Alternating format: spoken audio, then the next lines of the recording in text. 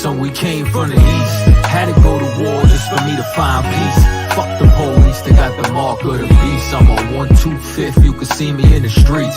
Seen a nigga teacher fell in love with a priest, and a rush for the bread like we ain't got yeast. Put studs on my garment, now I'm late to the feast. I'm a Wild West nigga, you can check the receipts. Ask me where I'm from, so we came from the deprived east. of my innocence by shit I was exposed to. Everything I did I was supposed to. Suppose you was poor and living with the heat off. SSI paying bills, mama like how she gon' feed y'all? Couches we go to sleep on, bad water on stoves. Light bill overdue, it get cold, open the stove. Comcast get cut off and cutting it right back on. Notice they coming home, notices on the door. 30 days till you Vic U-Hauls, Motel 6. Stay a couple of days, move in with a family friend. Promises for the first to pay you back on the third. Search for another house, they put our shit on the curb. Never uttered a word, came from a broken home. Mama was never there, my pops was a rolling stone. Nothing was ever given, they say you get what you give. Had to go through what I went through to give you what I lived. Came from the east, had to go to war just for me to find peace. Fuck the police, they got the mark of the beast. I'm on 125th, you can see me in the streets. Seen a nigga teacher fell in love with a priest, and a rush for the bread like we ain't got yeast. Put studs on my garment, now I'm late to the feast. I'm a Wild West nigga, you can check the receipts. Ask me where I'm from, so we came from the east. Now I'm downtown Oakland, I'm just holding posts. I'ma do this shit forever, cause it's all I know. Yeah, I'm in this shit deep, I gotta hold my nose. Went and put on all black, yeah, I joined the code. At the table with wise men, I'm just taking notes. Fuck the beast, kill the body, but can't kill the soul. Get with your brothers, never leave and never break that oath. Hardest thing to do is go to him alone. Build a zone for my brick in like Craig did. UBK, look, I'm airy where the reds is. Same serpent in the garden, they just shed skin. Gotta go to war to find peace, yeah, that's real shit. I seen the Lord take a spirit from men, and without this brotherhood, I end up like them. Look, there's wisdom behind these battle scars. Circle small, cause ain't no telling what these cowards So on. we came from the east, had to go to war just for me to find peace. Fuck the police, they got the mark of the beast. I'm on 125th, you can see me in the streets. Seen a nigga teacher fell in love with a priest, and a rush for the bread like we ain't got yeast. Put studs on my garment, now I'm late to the feast. I'm a Wild West nigga, you can check the receipts. Ask me where I'm from, so we came from the east. Leviticus 20 and 26, and ye shall be holy unto me, for I, the Lord, am holy, and have severed you from other people. God severed you, black man, from other people. You got no business joining the white man. You was brought here for slavery, now time of slavery is up. You're supposed to be in the ghetto helping black people. You're supposed to be getting them off of drugs, stopping the crime, re-educating them. That's what you're supposed to be doing. Instead, you a jungle monkey for the white man. Right. You march down 6th Street begging the white man for your own civil rights. Came from the east. White man hijacked your civil rights movement. You running down 6th Street begging him to be part of it. When God said, I separated you from other people, man. Why you think black people don't love each other? You gave all your love to the white man. Well, it is, right? That's why you can't love each other. Well, it is. White man looking at you like, what the hell is these black people's problem? Your problem is you done gave all your love to them, and you left none for your own. And let me tell you what else you do. You hate anybody that speak about your cause. Nobody, black people don't hate nobody more than a black man that speak on their behalf. They hate him the most. That's why you killed Christ. You killed Christ because Christ wanted to give you the kingdom of heaven. You said, oh, hell no. We sticking with the Romans. That's why it said in the Bible, you said, we have but one king, and Caesar is his name. It's so soulful, so beautiful. You know what it is. So we came from the east, had to go to war just for me to find peace. Fuck the police, they got the mark of the beast. I'm on 125th, you can see me in the streets. Seen a nigga teacher fell in love with a priest, and a rush for the bread like we ain't got yeast. Put studs on my garment, now I'm late to the feast. I'm a Wild West nigga, you can check the receipts. Ask me where I'm from, so we came from the deprived east. of my innocence by shit I was exposed to. Everything I did I was supposed to. Suppose you was poor and living with the heat off. SSI paying bills, mama like how she gon' feed y'all? Couches we go to sleep on, bad water on stoves. Light bill overdue, it get cold, open the stove. Comcast get cut off, we cutting it right back on. Noticed it coming home, notices on the door. 30 days till you pick U-Hauls, Motel 6, stay a couple of days, move in with a family friend. Promises for the first to pay you back on the third. Search for another house, they put our shit on the curb. Never uttered a word, came from a broken home. Mama was never there, my pops is a rolling stone. Nothing was ever given, they say you get what you give. Had to go through what I went through, they give you what I So we lived. came from the east, had to go to war just for me to find peace. Fuck the police, they got the mark of the beast. I'm on 125th, you can see me in the streets. Seen a nigga teach you, fell in love with a priest. In a rush for the bread like we ain't got yeast. Put studs on my garment, now I'm late to the feast. I'm a One West nigga, you can check the receipts. Ask me where I'm from, so we came from the east. Now downtown Oakland, I'm just holding posts. I'ma do this shit forever, cause it's all I know.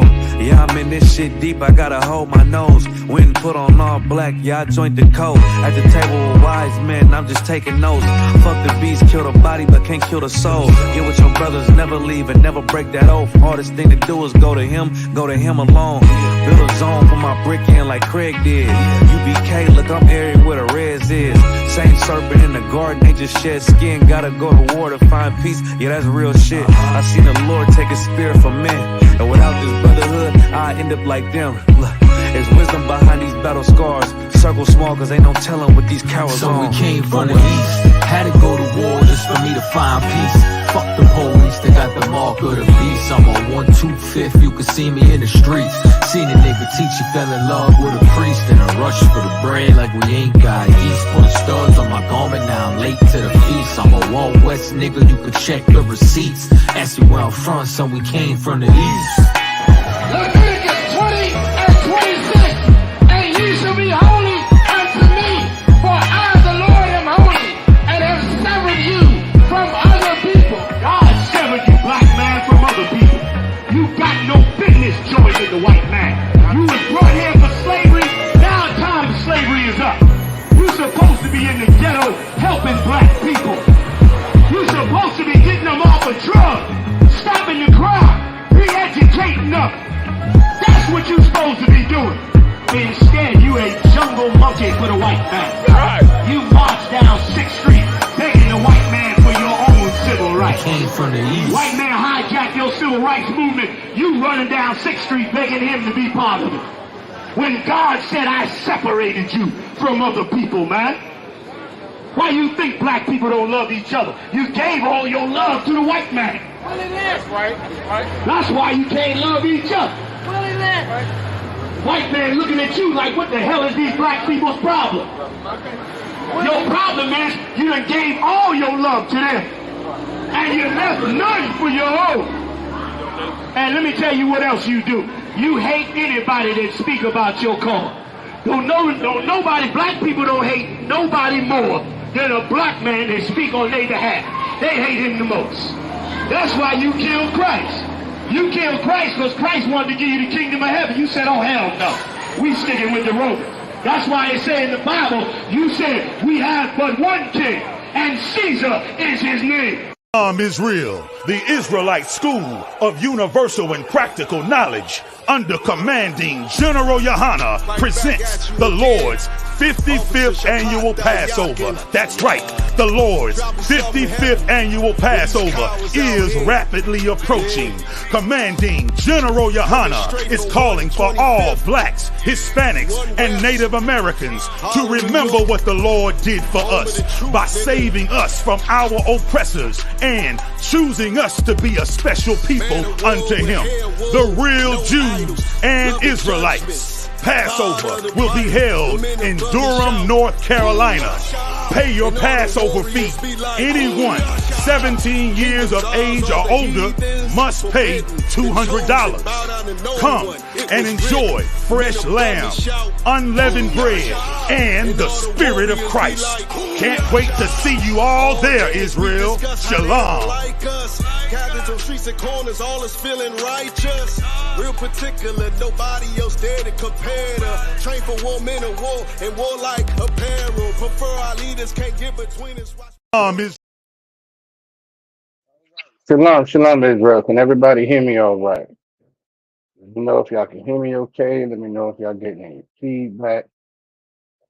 Trying to trying some different equipment out. So y'all let me know if there's any feedback, any issues like that. All right. Y'all just give me a thumbs up. All right. Give me 1 second.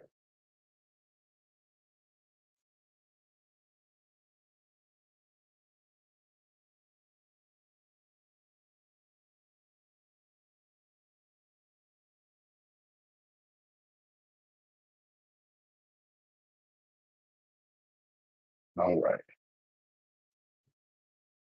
All right, everybody can hear me all right. Most time correct. We're the Israelite School of Universal Practical Knowledge, started out at 1 West 125th Street, Harlem, New York.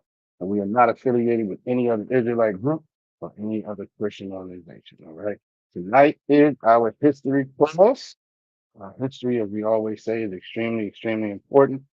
Deuteronomy 32:7 is extremely important that we remember the old days, remember the past generations that our foremothers and forefathers went through, so we can learn from their mistakes, and we can get the Most High back on our side by following the law, statutes, and commandments. This is extremely important, as is this history class. All right. All right. So before we get too far into it, let's see who we got in the building. Let's see. Oh, Salaki. Let me get a courtesy salute to the brothers.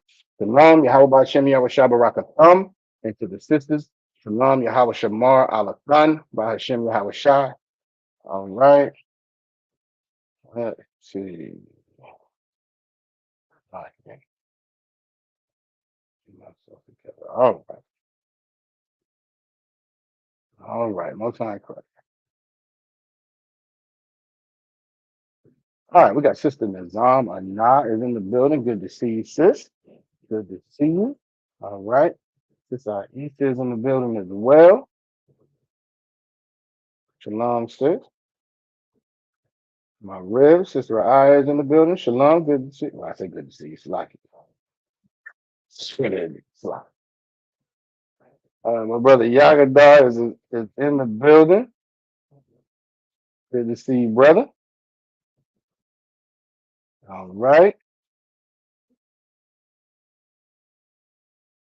All right. Let's see. We got brother Kushar is in the building. Good to see you, brother, as well. Mr. Kenyessa. All right. Brother Kazaki is in the building. Most High in Christ. Good to see you, troop.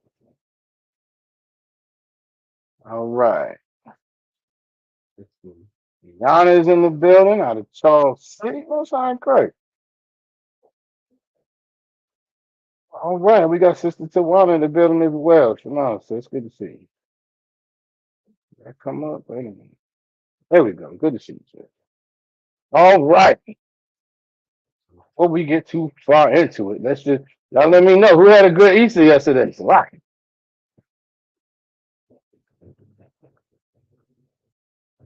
y'all let me know who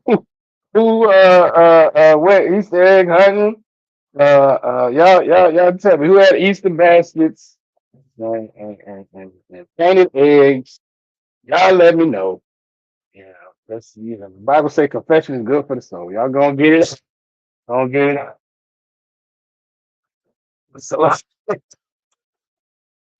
Salagia. Right. Sister you should crack it up. Right? Right. Sister Ryder said the heathens did. They definitely did. They definitely enjoyed that pagan holiday. Obviously we're gonna get into some of that. It's only right.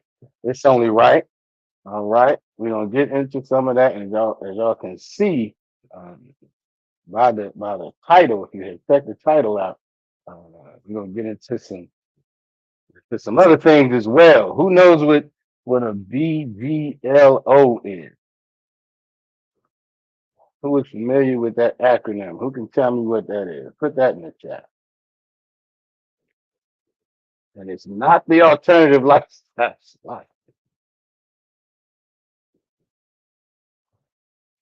Who has any idea what that stands for?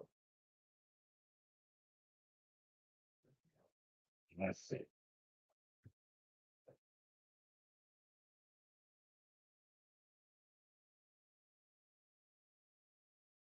Who knows what that stands for? BGLO.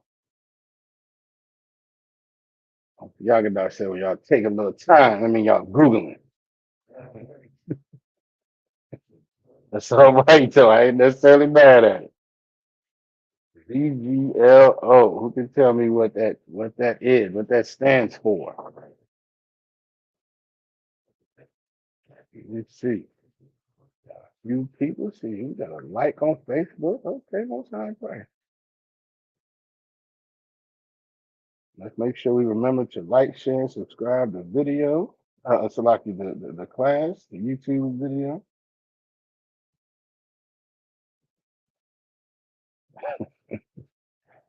This is Amanase to be black later on. All right, not Chris. All right. Sister Nas in the building. Lam, Yahweh Shabbat, Abba Hashem, Yahweh Shai Sit. Who else wants to give it a shot? There you go. Give Sister Deanna a hand. Black Greek letter organizations. The first two words are a complete oxymoron. All right, but we're going to get into some of the history and how these organizations have affected our communities. Like, of course, over this past weekend, okay, my screen is frozen. Can y'all still see me? Now it's moving again. I know my camera be acting out. Can everybody see? Is it moving okay? Y'all give me a one west if it's moving okay, or y'all let me know if it's not. All right. Um, but over the weekend again, when these pagan holidays, when this wicked society holidays come and go, I tend to not like to be online as much. I like to go on to Facebook or Instagram or okay, I was frozen. All right. Huh. Wow, we might have to switch something up. Everybody said it's frozen. All right. I'll ask that question. No time first. Can hear you, but it's frozen. All right, we're gonna try something. Let's try a little something. I don't know what it is. And does it look like it's just kind of chipping through pictures at this point? 'Cause that's what it looks like on my end. It's kind of chopping through stills.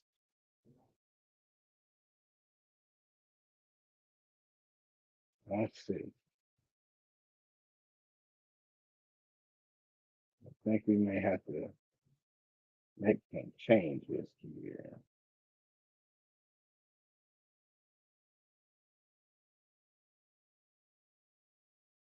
All right. We're gonna make some changes. Just give me 1 second.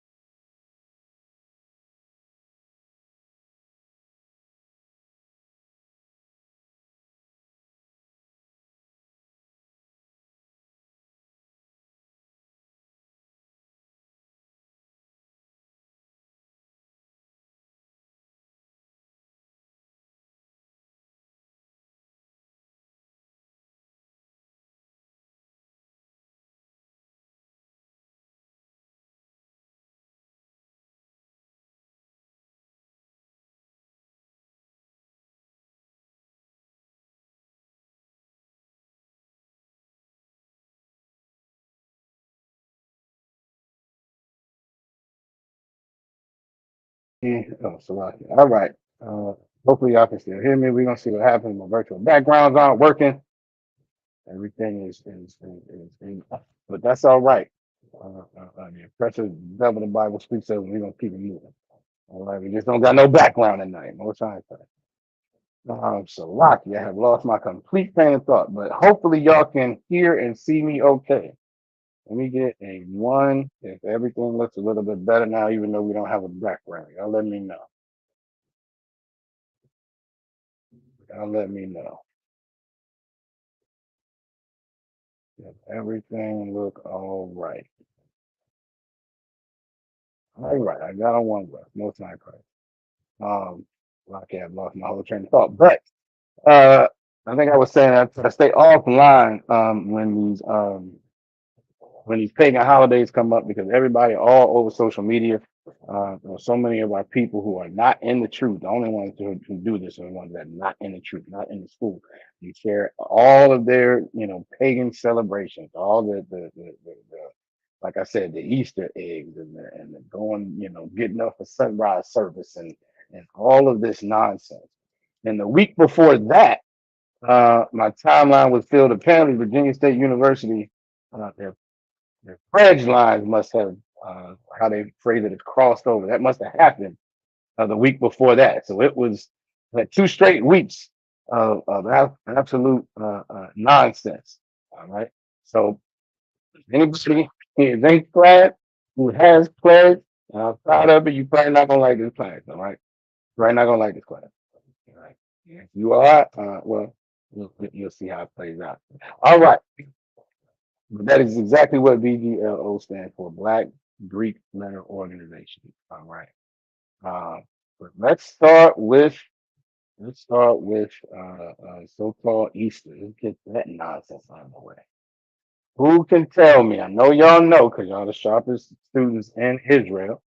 Who can tell me what that celebration has to do with? Because it has nothing to do with Christ. What the Christian church teaches our people is that it is the recognition and the celebration of Christ's resurrection. Now, nowhere in the Bible does Christ say to celebrate his resurrection. Nowhere in the Bible does the Most High say to celebrate Christ's resurrection. None of that's in there. And yet the Christian church absolutely doesn't. All right. Who can tell me what it actually has to do with? Again, Salaki, if you've been in these classes or you are in the school and you are well aware that that is a celebration of a pagan god, who can give me that pagan god's name? There are several. Uh, they all ties back to the same so-called deity, a false god. All right, who can give me some perspective on what that is? And I tell you what, and even more so, this is the funny part because most so-called Christians are fully aware that Easter has nothing to do with Christ. They're fully aware of that. It doesn't, again, even if you were not necessarily in the truth, you can figure out real quick that bunnies don't lay eggs, and neither one of those have anything to do with Christ. That is not difficult to figure out, right? And so, matter of fact, while y'all are getting that name, getting the name of the God that they're actually worshiping, who can also tell me what they have attempted to change this celebration to? The Christian church has attempted, especially the Black Christian church, but it goes across the whole gamut. They have attempted to redefine and rename it. Who can tell me what that name is? Who can tell me what that name is? All right. Give Sister Tawana a hand. Each three, I think that's the goddess of fertility. Now, the goddess of fertility is absolutely correct. All right. That is one of the names. Another name is Ishtar. Another name is Eostre, something like that. So why would there be multiple names for this same so-called god or goddess? There y'all goes. Your sister Deanna in hand as well. Ishtar, correct. Goddess of fertility. Sister Raya in hand. Yoshua. Exactly. Why would there be all of these names? Have we ever thought about why there are multiple names for these same deities, so-called deities? Has anybody ever considered why that's the case? I'll give you another one. You may all we all may all be aware that I want to say you have Zeus in one culture, Edomite culture, and I want to say Jupiter is another one. It's kind of his counterpart, same deity, just got a different name. Has anybody ever thought about why that is? Has anyone ever thought about why that is? And how is it we got to this space that we are in, where there are multiple names for the same so-called god or goddess of this oppression? Who wants to give it a shot? Who wants to give it a shot? I believe we've gone into kind of how these things originated and how they folded into um, so-called Christianity and how Christianity twists the scriptures in the Bible. For the sake of time, I just give it to y'all. What you had was when Christianity became the state religion of land, right? You had all these pagan worshipers. They had all of these, and over time there were multiple nations like that. All Edomites, but still multiple nations in there, right? And they all had multiple deities. Odin is another one. Anybody who likes the Marvel and the DC stuff, you got Thor. Well, Thor's father was Odin. Odin was the big deity there. He was the strongest, you know, deity in that culture because all of those Edomites had similar cultures with just different names. So they all had some moon god. They all had some fertility goddess. They all had they all have sun worship. They all had all of it. And so um, when they begin to fold that into Christianity and pervert the scriptures of the Bible, then it became we have these different um, celebrations for our different gods. Well, we'll merge them because all of them were very similar anyway. They're very similar anyway. Who's familiar with why? Um, who's familiar with the connection between eggs and rabbits? Who can tell me that? There's a connection between eggs and rabbits. You all are absolutely right as far as fertility is concerned. But why eggs and rabbits? Mr. I is correct. Give her a hand. It made it easier for everyone to accept. Exactly. Because what the method was, hey, you can keep doing everything you're doing. All the practices, all the rituals, all the celebrations, all the events that you have to every other deity, you can keep doing. We're just gonna say it's about Christ now. You can keep doing that same stuff. We're just gonna give it to Christ now, right? Which is why you have to have a Trinity, because even as much as Christians say that there's one God, they really have three of them. That's what the Holy Trinity is.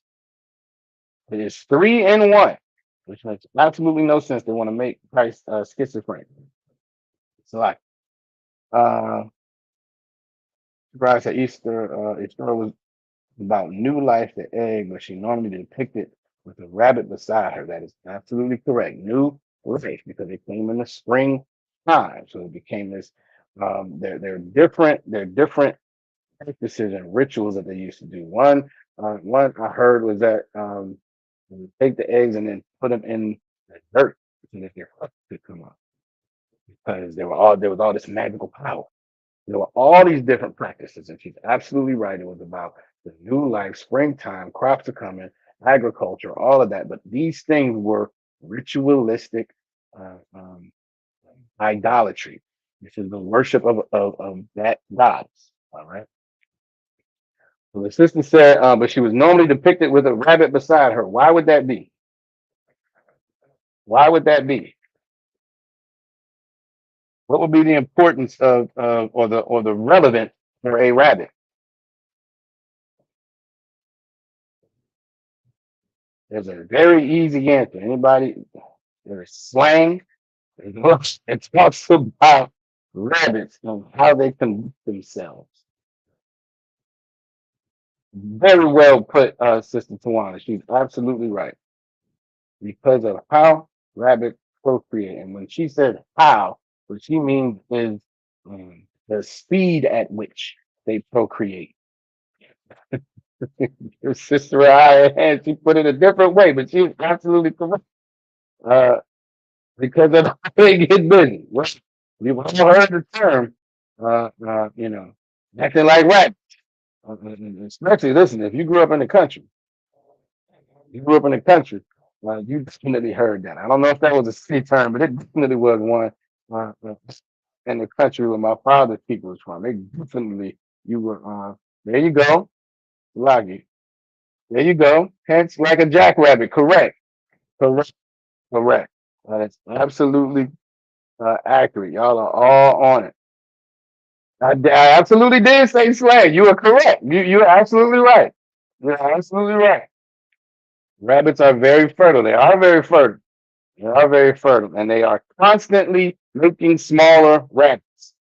They are constantly making smaller rabbits. So this is essentially about sex.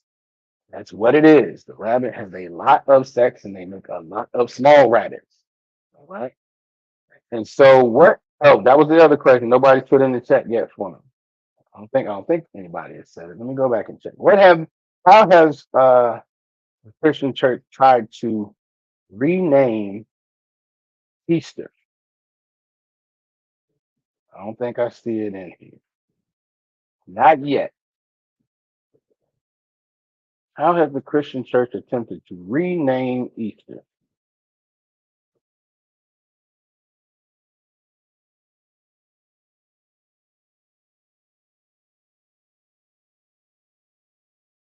And while y'all are getting that, I'm going to share this real quick just so y'all have some perspective that Officer Matala and these sisters are not making all of this up.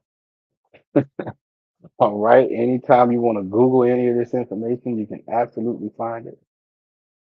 All right. Let's see. Hopefully, we are moving okay right now. Hopefully, we will continue to do so. All right. I know y'all can't see it, but y'all know what it is. All right. I might be able to bring it up.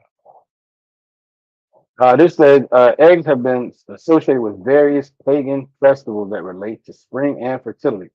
Pagan celebrations were held to honor the arrival of spring and resurgence of life and nature. Eggs were often incorporated into these festivities as a representation of fertility, which is associated with the changing season. Therefore, eggs originate in the pagan tradition. It's very, very clear. There's really not a whole lot of debate about it, right?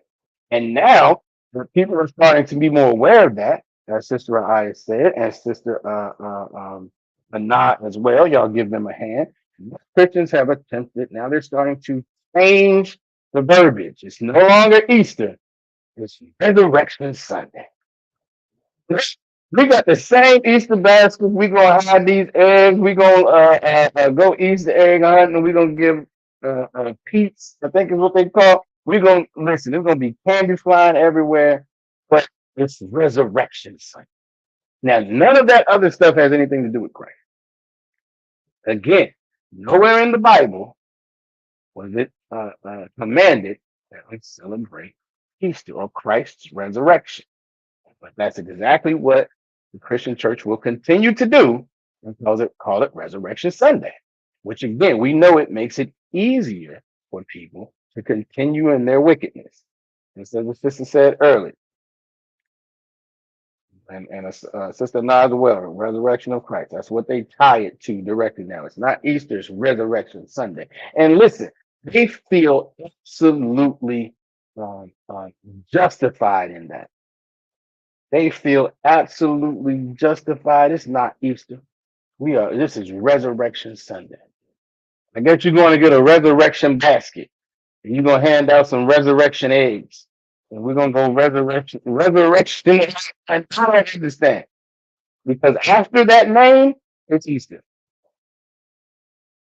It's Easter all day. Anastasis, correct. Absolutely. The Greek god Anastasis.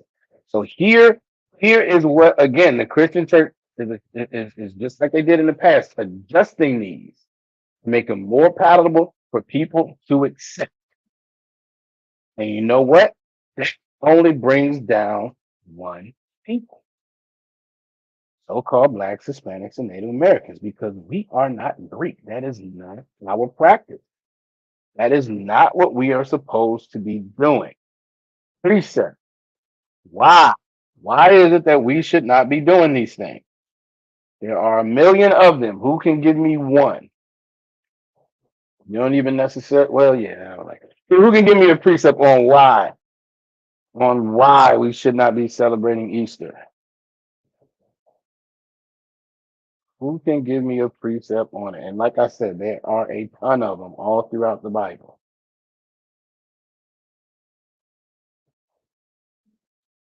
Is that the one I want? No, it's not the one I want.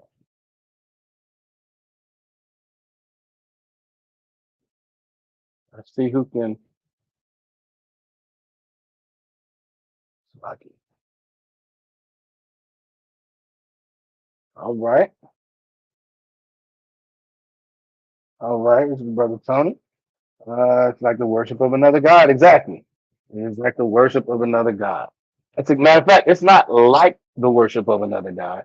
It is the worship of another God. And that's the part. I'm so glad you said it, because this is the part where our people get it twisted. You get it twisted as if give Sister Aya a hand. Give Sister Aya an absolute hand. Exodus 20:3. She's absolutely correct, and we're gonna pull that in 1 second. Good night. I can't. I'm gonna pull that in a second, sister. Not good night. Um, uh, uh, to the brother Tony's point, eater of worlds. This is how our people continually um just absolutely fooled and given this wrong delusion that, well, it's not the worship of another God, it's like the worship of another God. I read something, it was earlier today, an article saying, well, you can't accidentally praise another God. What? And if you have to have the mindset in order to be actually doing it. Now, we all know Jeremiah 10 talks about not putting a Christmas tree in your house, because that is the praise and the worship of another God. But there's this weird perspective that the Christian church is teaching that, well, if you're not purposefully doing it, then it's not the same thing. You can't accidentally worship another God. You can't accidentally follow the law, statutes. No, I shouldn't say that. Let me take that back. That's not true. All right. We have to be purposeful about following the law, statutes, and commandments. That's what we should be doing. And y'all are on it with these precepts tonight. Somebody been looking at my notes. Lucky. That's right. Let's get to Exodus 20:3 as well. Officer Yagadar pulled that as well. Y'all are absolutely correct. All right, Salaki. I want to take that down first. Salaki, I'm gonna get to it though, sister. Now we gotta get to that one. This mess is crazy. All right. Let's see. I'll make this larger. Write this down.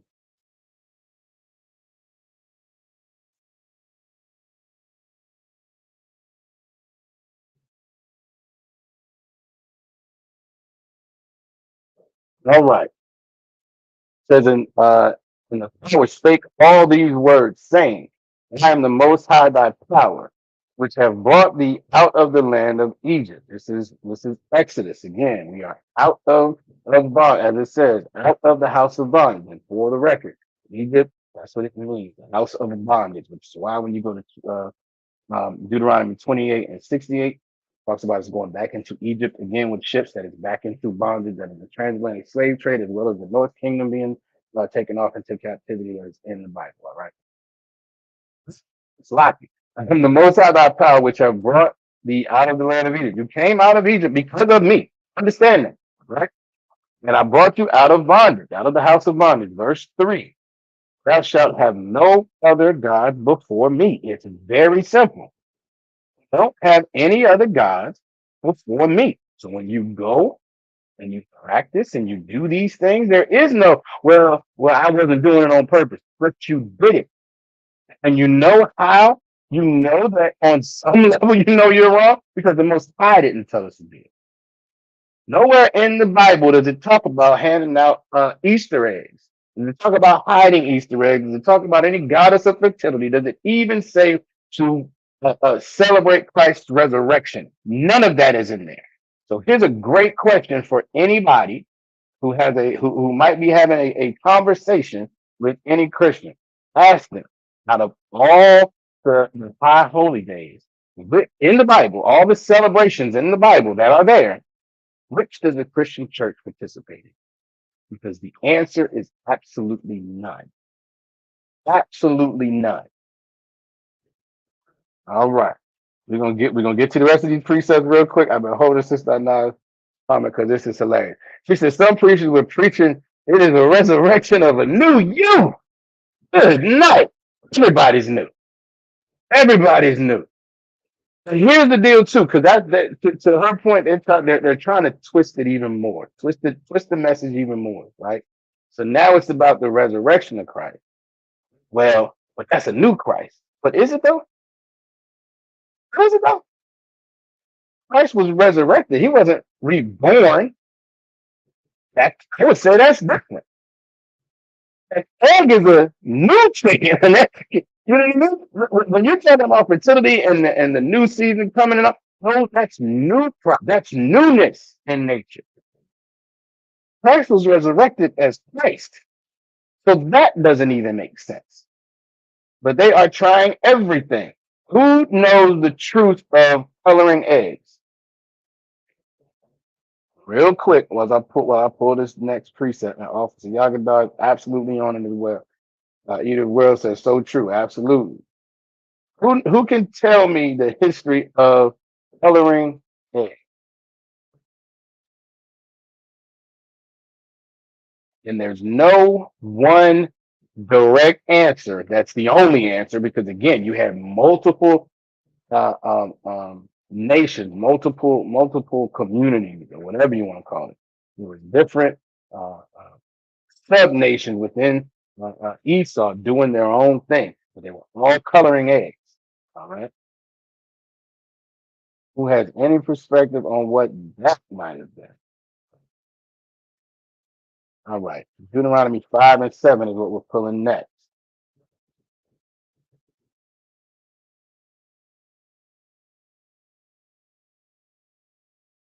Deuteronomy 5 and 7. Once again, this is the Most High talking. Now, the first one was in Exodus. Matter of fact, we can start at 6. First one was in Exodus. Same deal. I am the Most High thy power, which brought thee out of the land of Egypt, from the house of bondage. Thou shalt have no other gods before me. It's very, very simple. None of this is rocket science.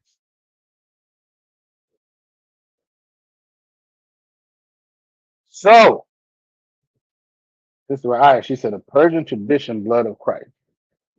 This is what they've turned it into. This blood of Christ thing, I don't know. Now, and maybe it's me. Maybe it's me. I tell people all the time, I didn't grow up in the church. I was in the Christian church for a minute. All right. For a hot minute. I don't want that long. But I never heard anybody say that coloring the eggs represented Christ's blood. Y'all let me know. Was that something? Is that something new? Or is that something that has always been taught? Because that went through me. That went through me. You know, they color eggs for Christ's blood. Now, here's something else that you can find. Because a lot of these cultures and society were sacrificing children as as a worship of their God. And you can find different writings that say that they colored eggs with their blood after they were unlocked. That's where it comes from. You can also find, I read another article where it talked about coloring eggs and writing symbols on them and how those symbols had so much power for the next crop, the next season. And that's matter of fact, that's what it was. They would write all over these things and then they would put them in the dirt because that was meant that you were going to have this wonderful, harvest. And that was all to this deity. Now, I don't know how you do that and think you're not worshiping another god unless you just are doing it because you want to. And now you're coming up with this. Well, I can't do it on accident. So who is familiar? So y'all let me know. I like I said, I didn't grow up in the church from a young child, but I don't think I ever remember when I was in the church and talking about coloring of eggs will represent Christ's blood. I don't recall that. Y'all let me know. Y'all let me know. Obviously, y'all also pulled Exodus 34 and 14. Let's get that one.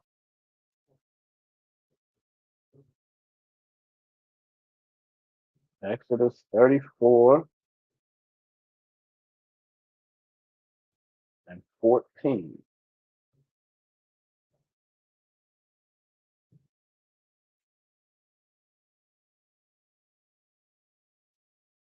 All right, Sister Nzama she never heard that one. I had never heard that one. I had never heard that one either. But again, this lets you know the lengths to which they are going to change the narrative and still participate in these pagan holidays. Uh-oh. Maybe Sister I heard something different. She said red represents the blood of Yahweh shed, yellow for the resurrection, and blue for love. Now, again, Sister I, was this being taught when you were a young child in the church? Or is this something that you heard about more recently? And good night. Blue for love, that's never the case. So it's blue for love during Easter, but it's red for love during Valentine's. Oh my goodness. This is our problem. We don't know what we worship. That's practically a Samaritan land. We don't know what we worship. We have no idea. Okay. So, young and in the South. All right.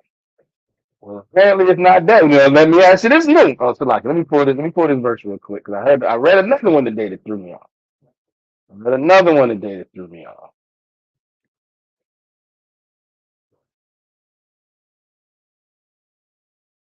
All right, this is Exodus 34 and 14. For thou shalt worship no other God. For the Most High, whose name is jealous, is a jealous power. Most High in Christ. Very, very simple. Don't tempt the Most High. He's jealous. Hey, He brought us out of bondage, gave us laws, statutes, and commandments, and told us if we followed them, we would be the highest nation on above all other nations on the earth, as He should be. Jealous if we follow another God. Like the only time we can boil my mama eggs was to eat them with salt and pepper until she got home. That's right, Christ. Outside of that, don't be touching my egg. I feel you. So let me ask another question because this is another one I heard that the egg of the shell of the egg represented the stone that was removed from Christ's tomb. Has anybody heard that one? I read that one today as well. It represents the stone that was removed from Christ's tomb. All in an attempt to make this pagan practice, which had been around for centuries before Christ was born, all in an attempt to make it acceptable.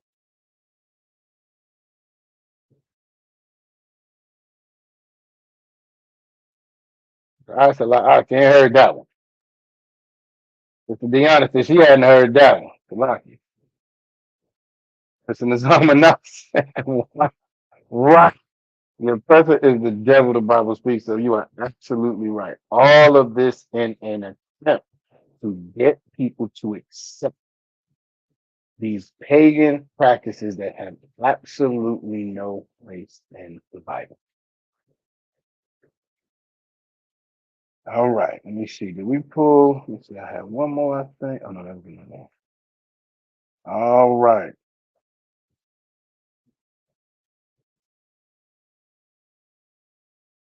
Now some of these are going to kind of apply to both, but here's another one, and I believe it was Sister Aya who pulled this one last week. Jeremiah 10 and 2. Now we're not going to go through the entire breakdown of that, but again, it still is applicable here. Jeremiah 10 and 2.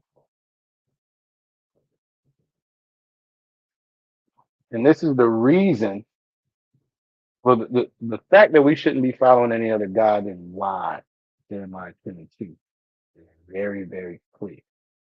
It's very, very clear, right? Now, the Most High already told you he had no other gods before him. He already told you he's jealous. Let's see what Jeremiah 10 and 2 says. Thus saith the Most High, learn not the way of the heathen. Learn not the way of the heathen. We are not, whatever they're doing as a practice, as a culture, as celebrating and worshiping their gods and idolatry and all that, we should not be doing that. Most High is very clear. Whatever they're doing in reference to their gods, let them do that. Don't bring that over here. We've pulled that before. Anybody needs me to pull again, let me know. I believe that's in Deuteronomy 12, I believe.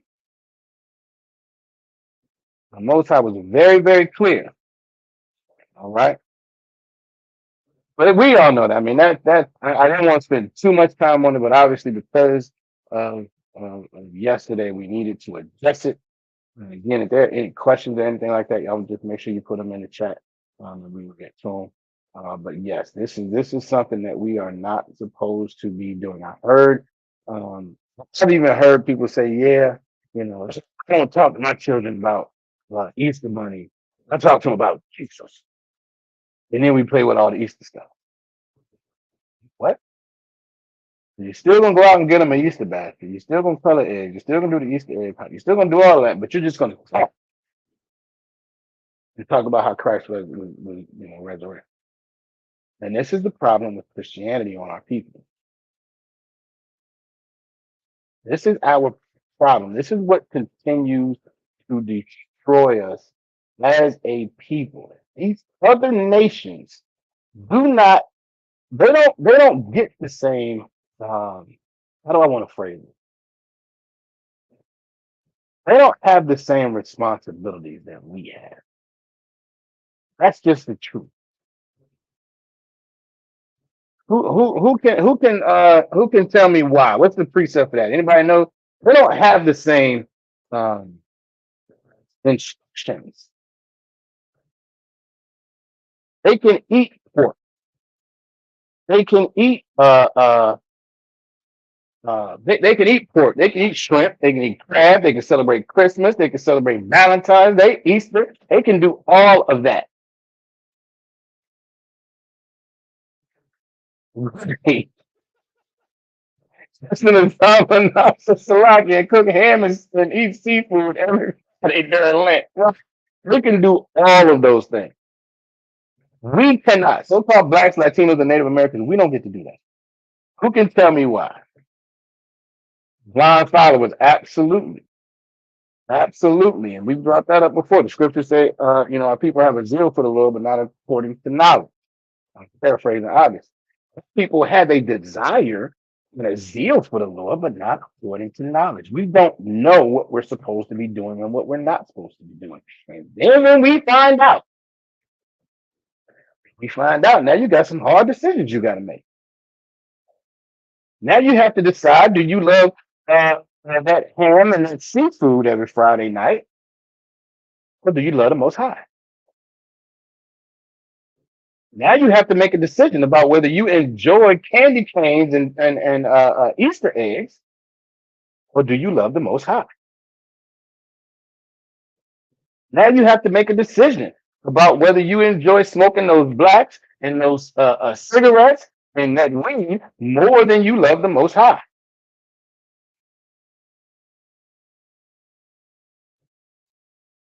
Now you got some decisions you have to make. Once that knowledge is there, now you got something you got to do. And the water Sister Nizamana for putting that precept back in the chat. I appreciate it. I'm gonna pull that one right after this. That's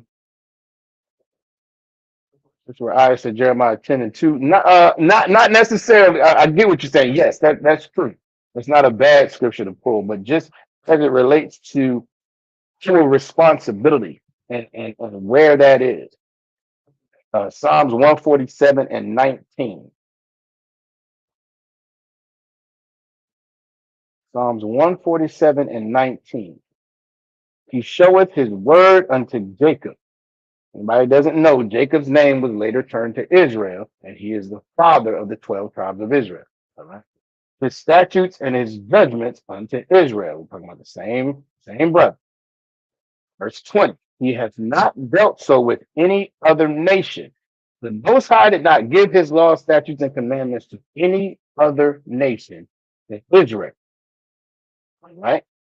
As for his judgments, they have not known them. They don't know his judgments because they aren't special to the Most High. We are. It's just like when you have anybody out there who has children. When you have children, they are your children, and you give your laws to them. You give your rules to them. Why? Because you want them to be successful. You want them to grow up to be solid in the truth, but in the world. You want them to not be hurt. You want them to not get involved in gangs, not sell drugs, not be on drugs.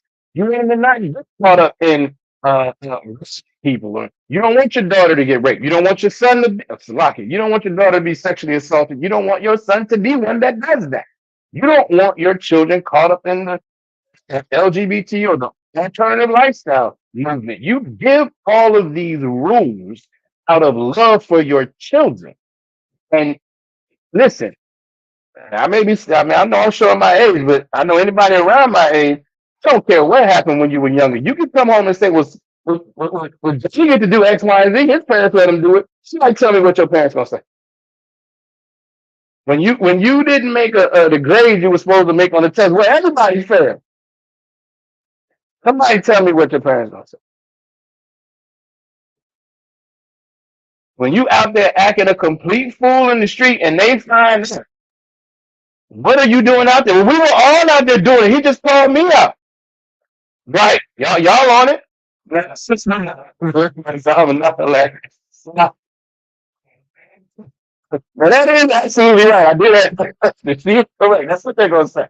That's what they're gonna say. But they're gonna follow it up. It's like it. This is the action. Right, follow it up. But they're not mine. They're not. You're my child. I don't care what they do. And that's how the Most High feels about us. So those other nations can do all the wicked stuff that they want. We are required to follow the law, statutes, and commandments because that's what the Most High wants for us. All right. And let me pull Sister Nizamana precept Colossians 2 and 8.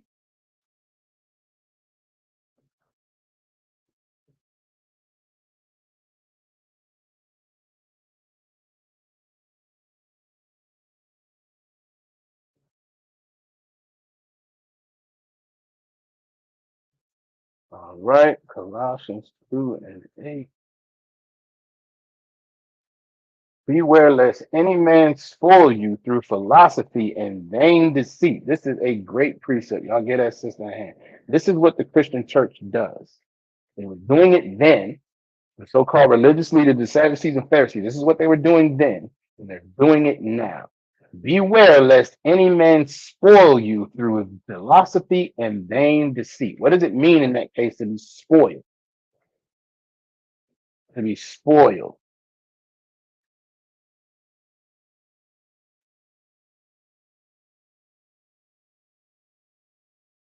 Who can tell me?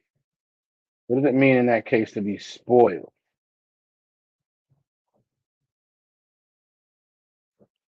Matter of fact, let me see if I can add that. We can pull that up as well. Absolutely. I'll get that sister that hand. Destroyed. Let me see if I can pull that up. Real quick. Yeah, we're gonna pull this up absolutely live.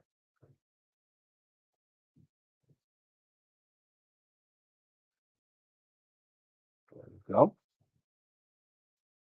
And again, this is what we do in ISUPK. This is why we are not affiliated with any other organization or the Christian church. We actually look up what the definition of words are because they matter. Words have definitions.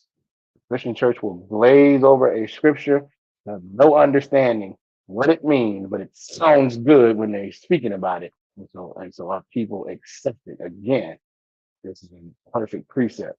To condemn it seriously, to impair the quality or effect of, to impair the disposition or character of by overindulgence or excessive praise.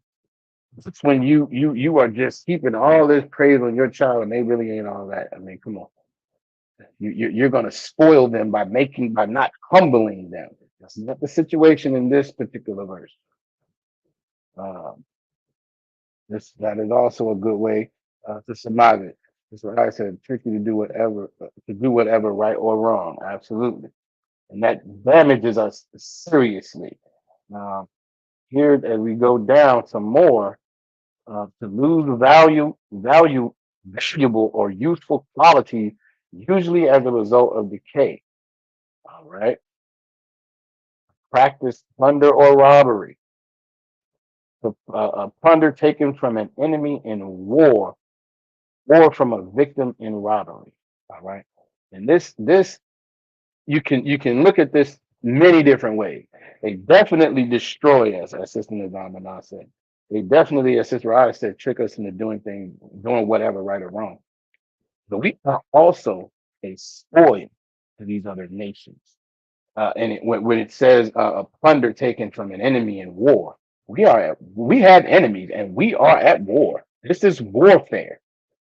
The Bible says the Most High is a man of war. This is warfare, and we are the spoil.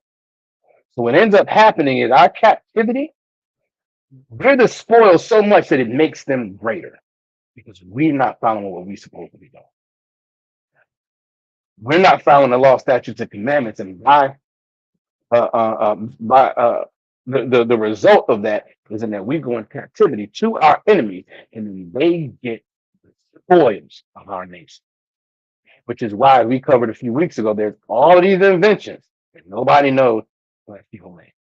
Somebody else has benefited off of them for centuries and centuries. This is the spoil that it's talking about as well. So that's just absolutely correct.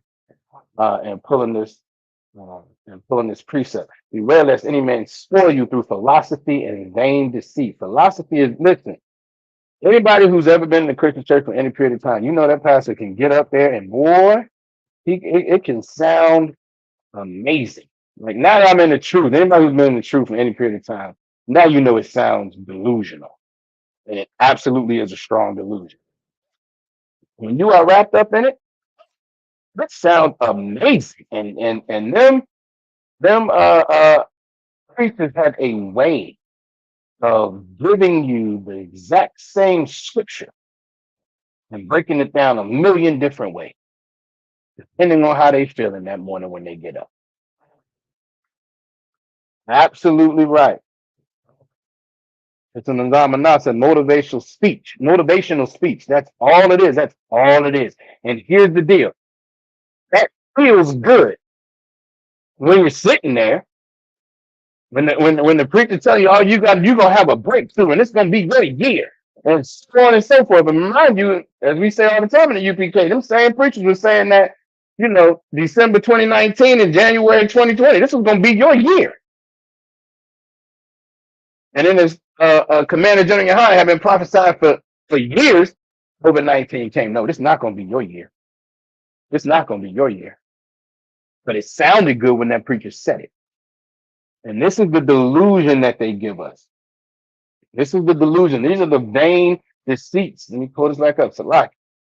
The philosophy and vain deceits that they give our people.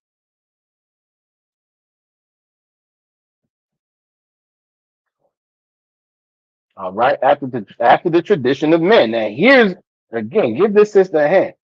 All these Easter eggs, that ain't got nothing to do with Christ. That ain't got nothing to do with the Bible. That's something that some other nation, other man, it's their tradition. That's their philosophies. That's what they do for their God. We're not supposed to be doing that.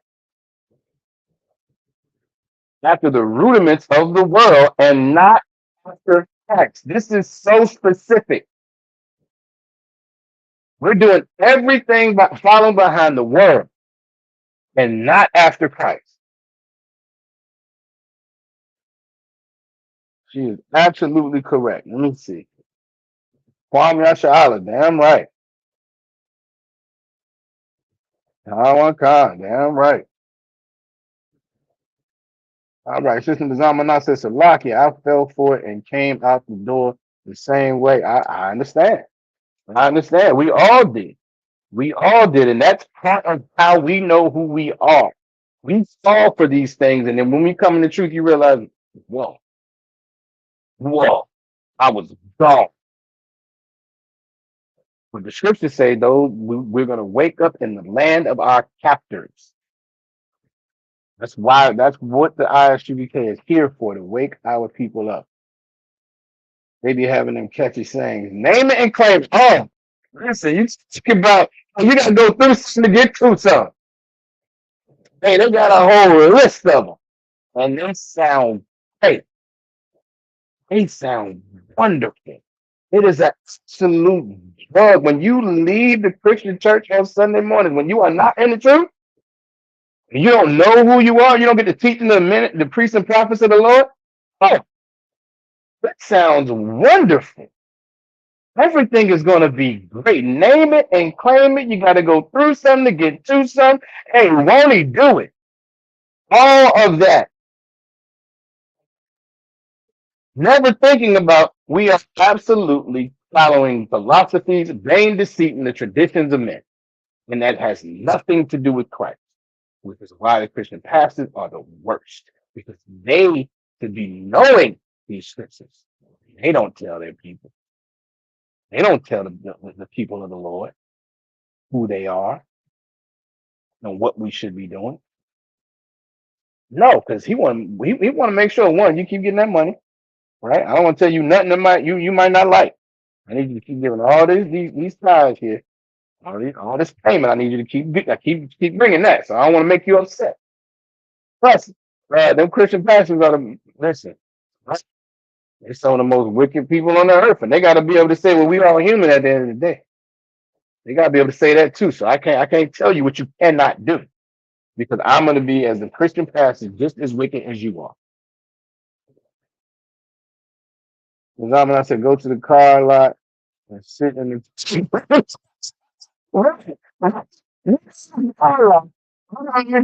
you ain't got enough money to get this. You can't afford the down payment. You can't afford the payment month. You can't afford the insurance. You can't afford none of that. But the Christian pastor is going to tell you to go down there and claim. He's going to tell you, now, here's the sad part. Here's the sad part. You can go to the right dealership and they give you anything you want. What was it? Drive time? They don't turn anybody down. It doesn't matter what they check credit no more. Right? So you can go down there and get anything you want. And when you drive, listen, when them Christians driving off the church, it's like a driving off the lot. I claim, won't he do it? That's what they're gonna say. Like 2, 3 months from now, when they come back and get that car and just resell it to somebody else, then it's gonna be terrible. Then it's gonna be reality. Now you got to deal with reality now. Good night. But she is absolutely right. They are salesmen of sin. Very well put. Very well put. Very well put. And if I took all right, Salaki. You might go over a little bit since we had the technical difficulty. Y'all keep rocking with me, y'all. Let me see. Where is that scripture? 2 Timothy.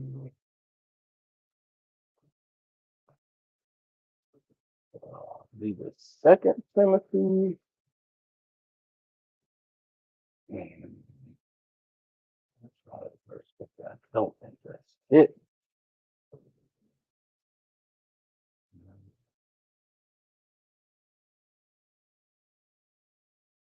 No, that's not it. Y'all bear with me. I'm trying to get the description. When y'all talk about this so-called prosperity preaching and motivational preaching and salesmen of sin, y'all are absolutely right.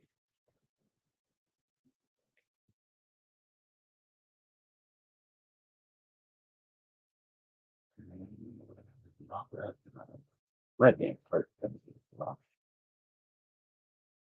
Help us, Father. Things book. Then that's when you didn't tie them. Right. When you lose your car, that's because you put a man wrong job. Then that's why he doesn't let you keep that car because you're not sick or you're not tithing enough, and so on and so forth. And it's a lucky when the sister said they are salesmen of sin. Listen, woman, thou art loose. Leave your man. He's not coming to church. You don't need to worry about him. Go get you a better man. All of that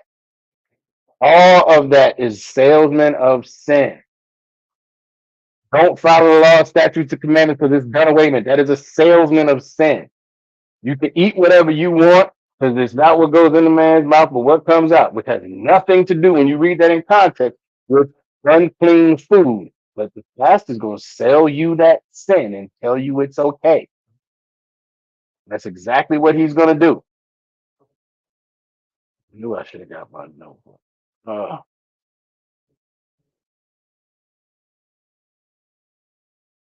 Where is it? Maybe it's first. It must be first. Y'all bear with me. I'm gonna get this real quick. It's enough. Hey, it's the truth. Sister, not laughing. All of that. Them pastors give you all of the sin. You can do everything you want except, as Sister Ryan said, except the time. When you're on time, well, there you go. That's why you lost your pay. You got to give me more money so you can keep the car.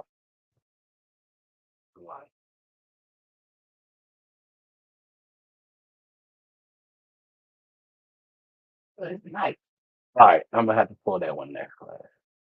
It's not. I don't want to take up too much time.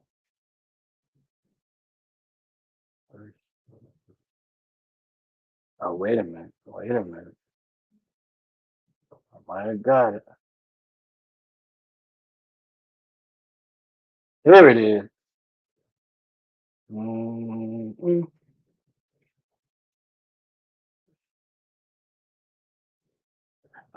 First, Slovakia. 1 Timothy 6:3. 1 Timothy 6:3.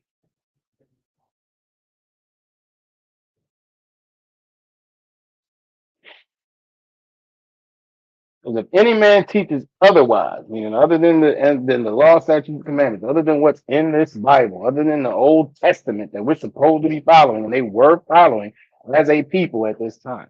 If any man teach otherwise and consent not to wholesome words, the right thing, who's teaching and telling you the truth of the Bible. If any man does this, it goes on. Even the words of our Most High, Yahweh Shah Mashiach. If anybody goes against the word, the Old Testament, what you would think, or the word that against Yahweh Shah Mashiach, or Jesus Christ, as people call him, It's Salaki, that's the Lord, not the Most High. Salaki. And to the doctrine which is according to godliness. Wait a minute. If any man goes against that, where is it?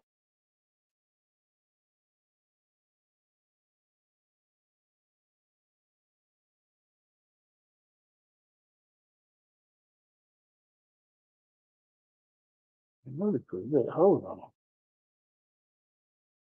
on. Salaki, that wasn't it. Salaki. All right, we got to keep moving. I got it in my notes, but my notes are not right here. I'm gonna get that for y'all though. Salaki.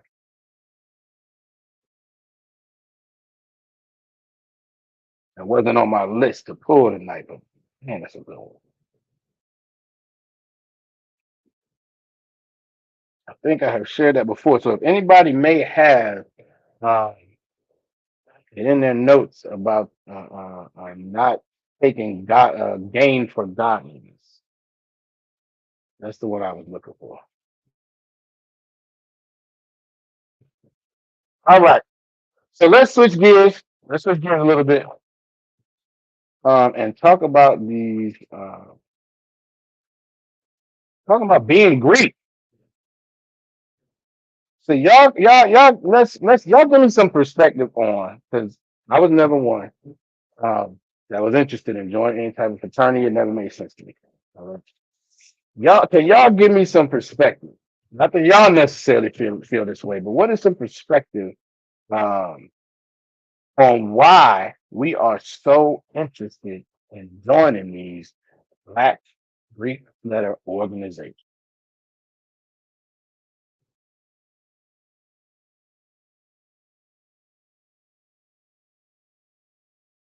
Who can tell me? As a matter of fact, when y'all do that, I am going to pull the scripture. I had to get this line. Y'all let me know who has any perspective on that.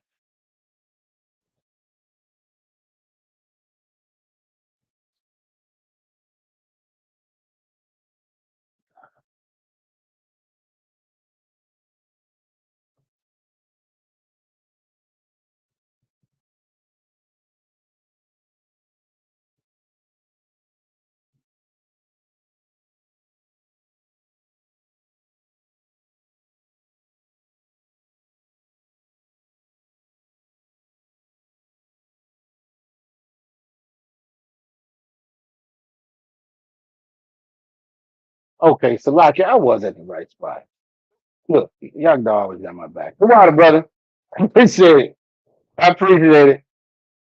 I appreciate it. I was at the right spot. So Lockie, you ahead. All right. Um, supposing the game is done. Where did I start at? Lockie. That's what it was. I started earlier than I thought. Okay, so verse 3. The man teaches that, and not the word of Yahweh Shah Mashiach, but to the doctrine according to his godliness. He is proud, knowing nothing. He is proud, knowing nothing, but doting about questions and strifes of words. Anybody does this who is not teaching the truth, he is proud and knoweth nothing. And about, but doting about questions and strifes of words, whereof cometh envy, strife, railings, evil surmising. That's where all this comes from. Someone not knowing the truth, but attempting to do so, attempting to teach. All right. Verse 5, perverse disputings of men of corrupt minds. This is all what comes from attempting to teach the truth and not knowing it. All right. And destitute of the truth. Again, you don't have the truth. You're just out here teaching with being feigned. Supposing that gain its godliness. This is the part. This is what to teach all the time. If you are blessed, and if the Most High is with you, then you will clearly see it. If you're gonna have a new car, you're gonna have a new house, you're gonna have all these suits, you're gonna have all this money, you're gonna have all this jewelry. Everything is gonna be wonderful. So by comparison, if it's not, That means God don't love you. That means you clearly doing something that ain't right with God.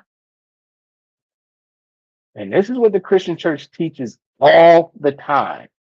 This is their absolute mantra, which is why the pastors have to be the richest and the flyest in every way. Because if they don't present themselves as such, based on their teaching, then something must be wrong with them. But let's see what the scriptures say about people who talk like that. At the end of verse 5, from such withdraw thyself. Anyone teaching that, get away, run, run. This absolutely addresses that motivational speaking and that prosperity preaching. Anybody who does that, get away. And again, all those churches do it. Coming to the ISUPK. All right. Under command and general how to get trained. To get trained by these priests and prophets of the Lord. Okay, Sister Nizam said because they proclaim brotherhood and sisterhood of life, but it's not of God. That's why people I know. That's why people that you know join. Okay, no sweat. I want to get in a little more into that. Have you had a discussion with them since? What is the brotherhood? What is the sisterhood? I think I know your answer, but if you have, or if you do have an answer and perspective on it, let me know. Sister Anasa, because they think they're going to get good careers and better opportunities because they were in a fraternity. Okay, Sister Anasa, are they correct or incorrect from your observation? Because you're not wrong at all.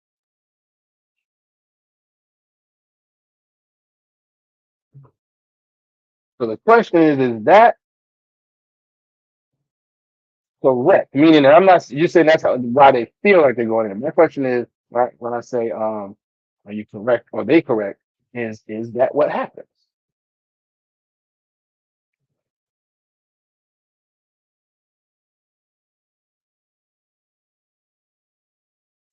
Okay. This means I'm not the sinful nature feeds their lust. I think there's some truth in that as well, but how would we say that feeds their lust? Sid?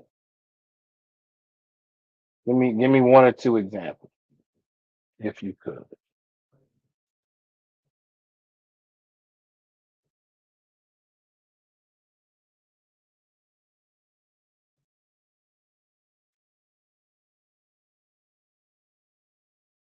I want to make sure because here's the deal.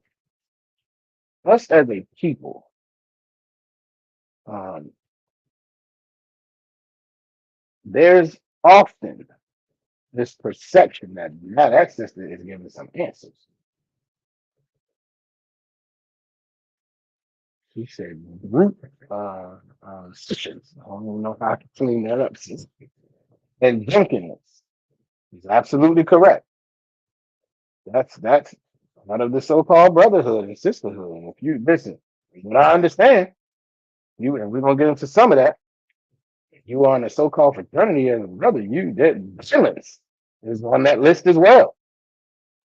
Violence is on that list as well. They call it hazing, but that is also part of it. That's why I say they push brotherhood and sisterhood. They go if they go on an interview and the interviewer is the same group, they feel they get a little pass. All right, that's probably true. That's probably true. So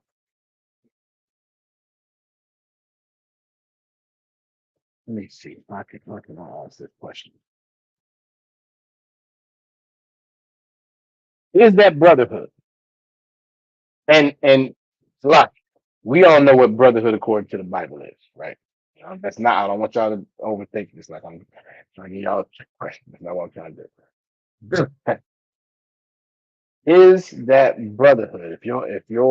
Um if you are part of a particular fraternity or sorority, and someone comes in and they're part of that same group, and you give them um a recommendation or what have you, is that brotherhood or sisterhood?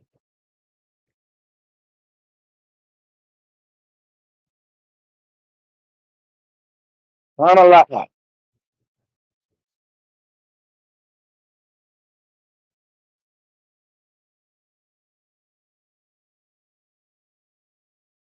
Let's see.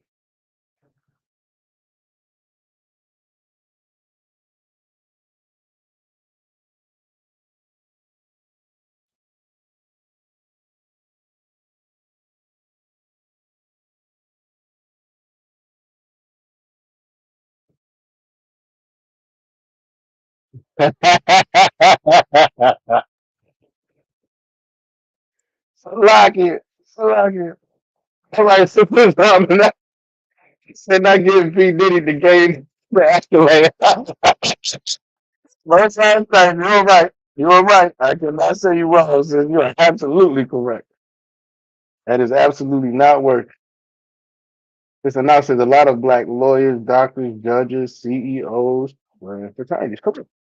Correct. Yes. So since Mr. Manal's point, we're gonna get back to what they have to do to get in. Right. Here's the point.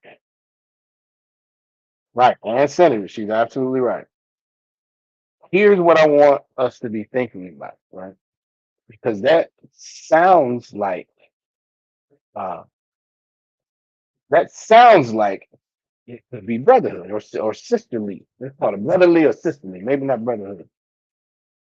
This Aisha said it's all about clout authority over people and satisfying their need of control. That is absolutely correct as well. And we're gonna get into some of that.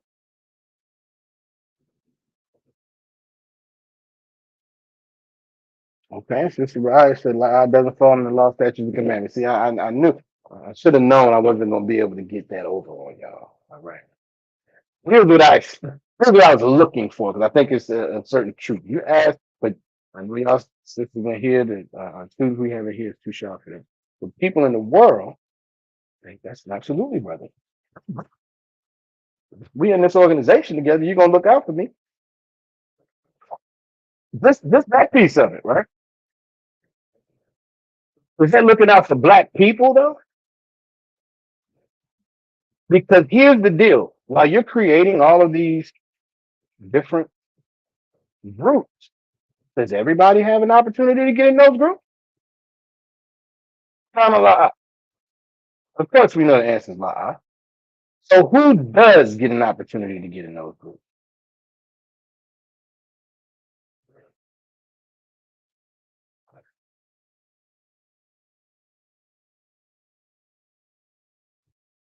Because I think we can all agree it's not everyone.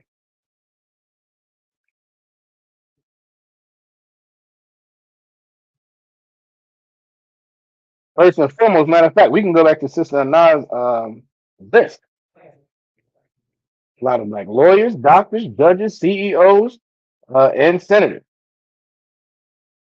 They all probably have a lot in common. One particular thing in common. I understand exactly what you meant, Sister Aisha. Don't sweat. All of those individuals have a lot in common. But no, I shouldn't say a lot. But there's one particular thing.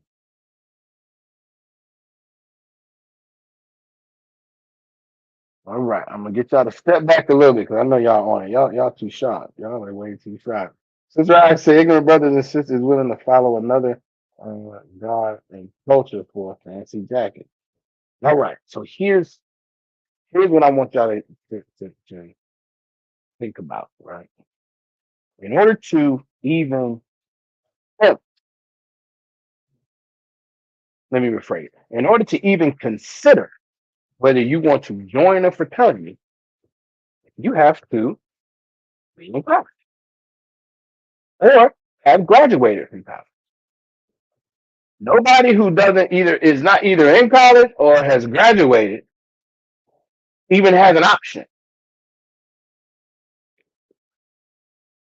So right then, you have decided.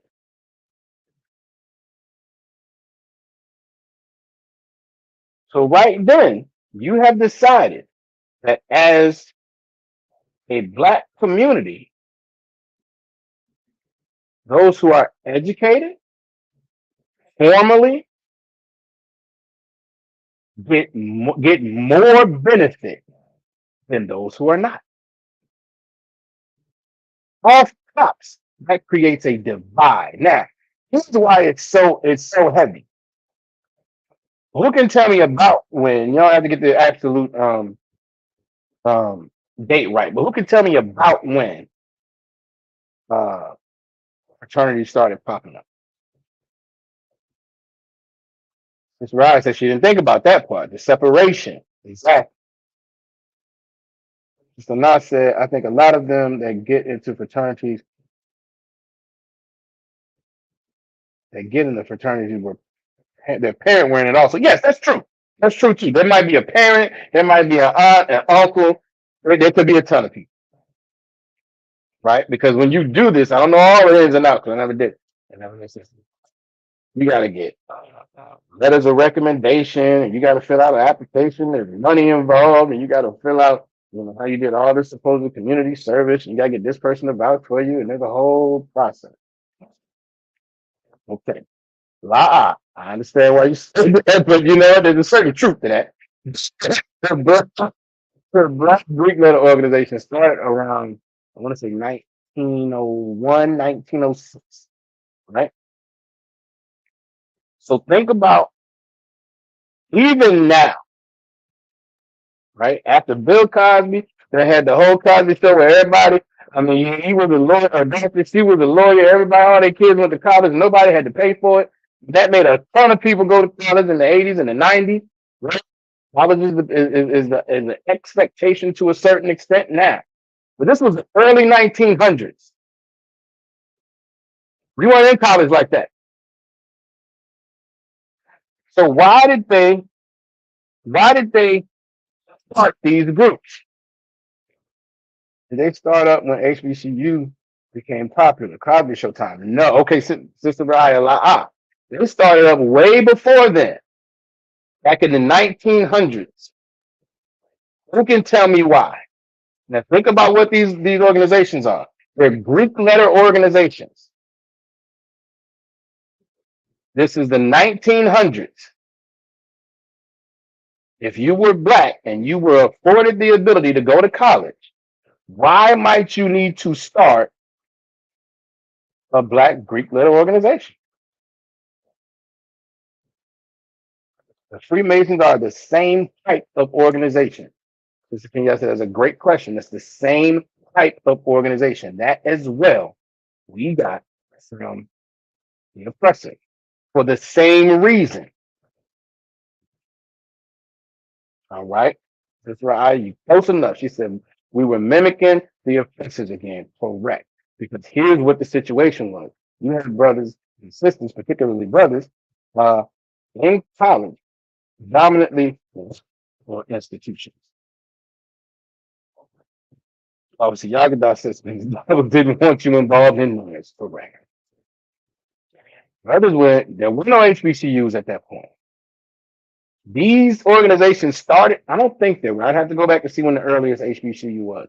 But the first one that was established, which I think Alpha Phi Alpha, and I believe it was established at a predominantly white institution, a white college. And it was because, the Officer Yagadah's point, to Sister Rahaya's point, they wanted to join the white organization and they said no. No. So what seems to make sense, well, we'll start our own then.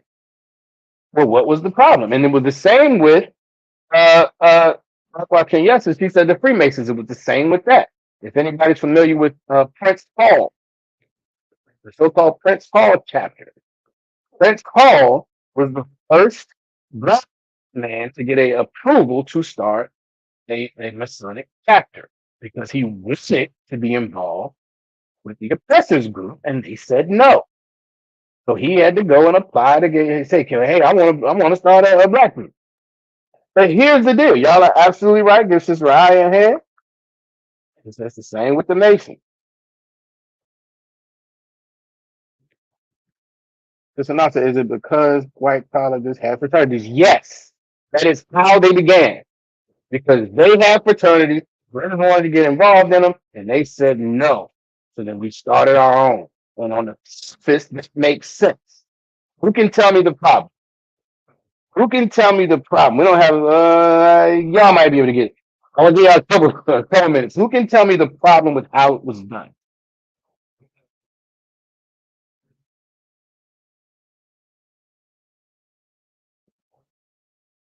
Who can tell me the problem with how it was done, how it was implemented? For the sake of time, I'm going to give it to y'all.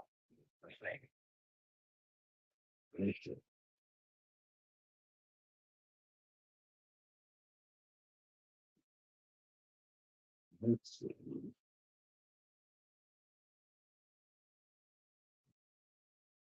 For the sake of time, I'm going to give it to y'all. Unless I get an answer relatively quickly. I don't think I got it. No sweat. All right. The problem with all they did between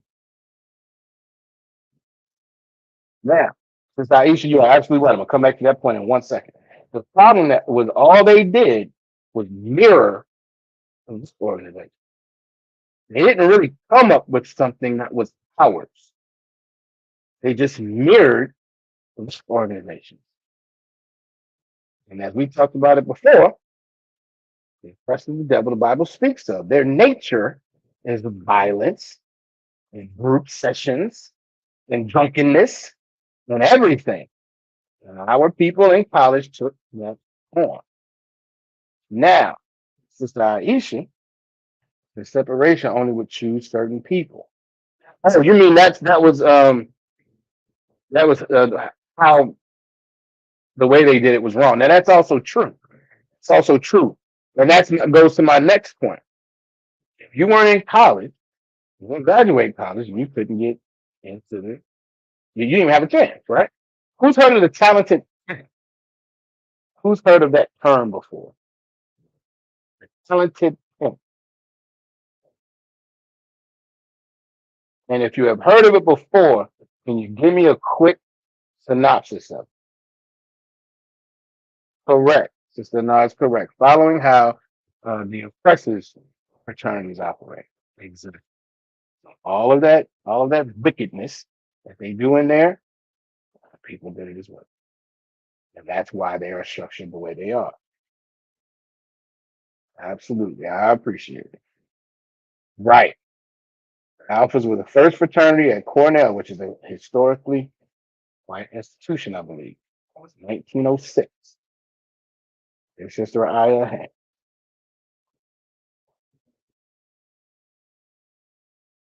Who's heard of the talented 10? Donna La'a. And if you have heard of it, if it's time, just give me a quick synopsis of your understanding.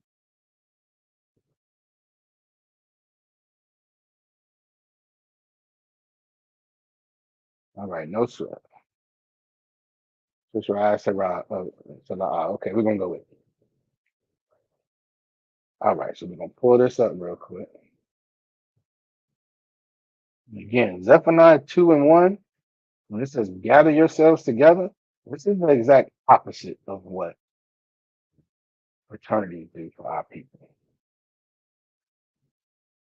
It's just about everybody. And it says, who really invented the talented 10? Just about everybody knows who knows anything about Black history. And Henry Du Bois learned that one of the most important concepts of the many that he defined was the talented 10. Many of us even committed to memory the first two sentences of perhaps his most famous essay, published in 1903. So this is before the fraternities were first organized. Keep that in mind, okay? In a book called The Negro Problem, edited by Du Bois' nemesis Booker T. Washington. This is a quote: "The race, like all races, the Negro race, like all races, is given to be saved by its exceptional men. The problem of education, then, among Negroes must first of all deal with the talented 10. It is the problem of developing the best of this race, that they may guide the mass away from the contamination and death of the worst in their own and other races. What is he saying? He's saying this. Those who are who become educated, we have to educate the top 10.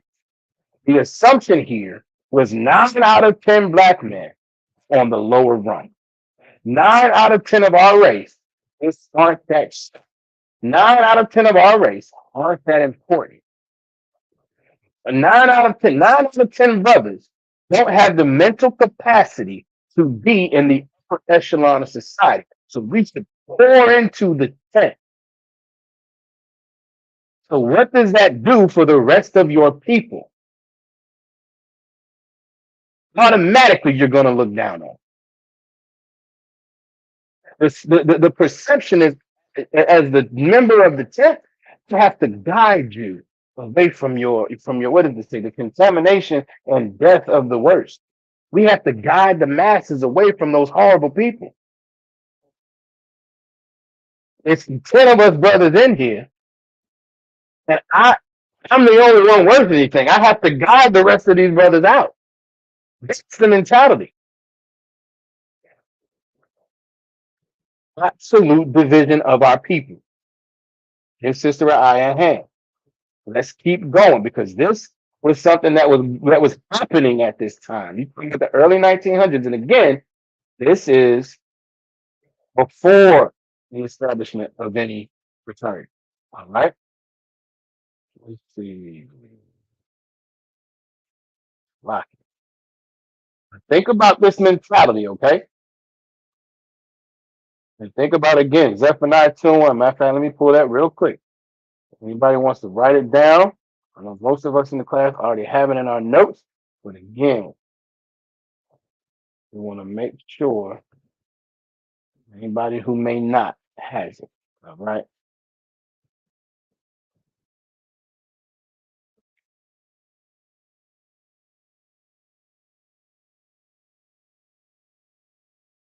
You working? Come on.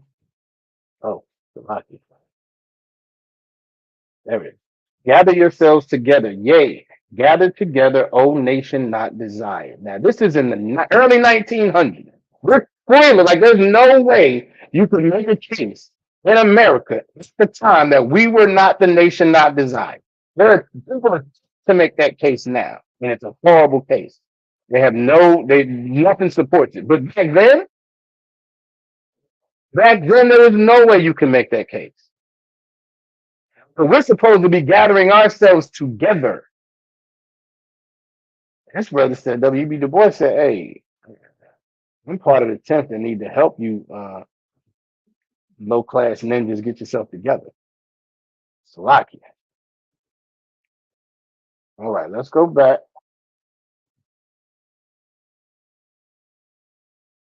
Salakia, more. Who knows, who has any perspective on Morehouse College?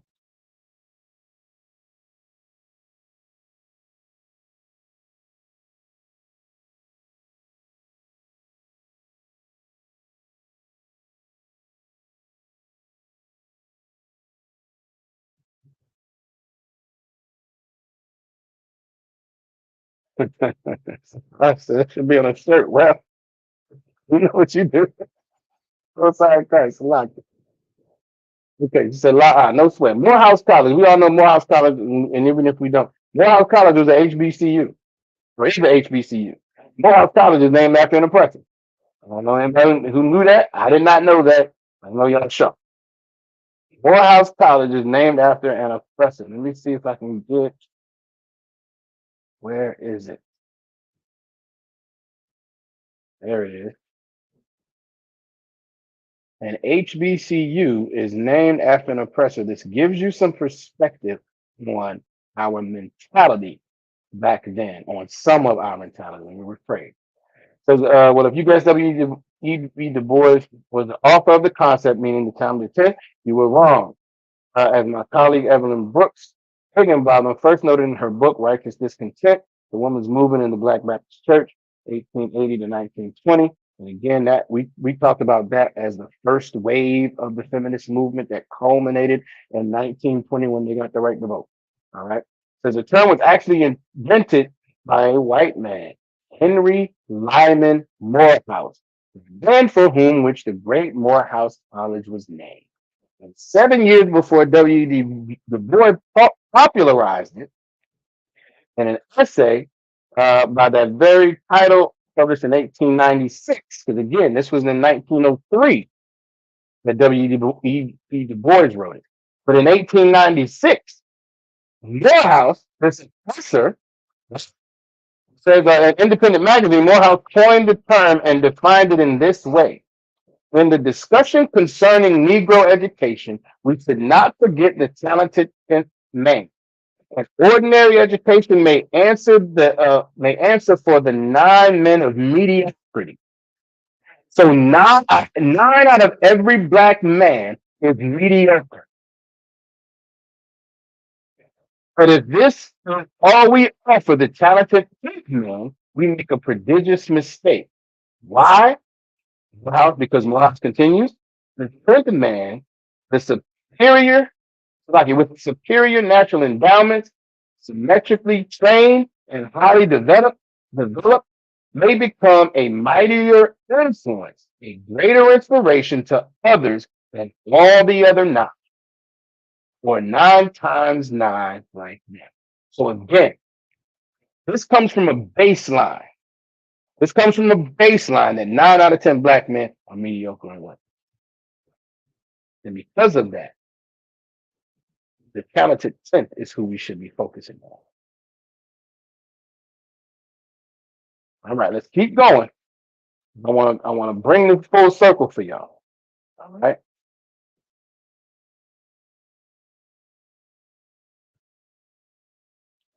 All right. Booker T. Washington at the time.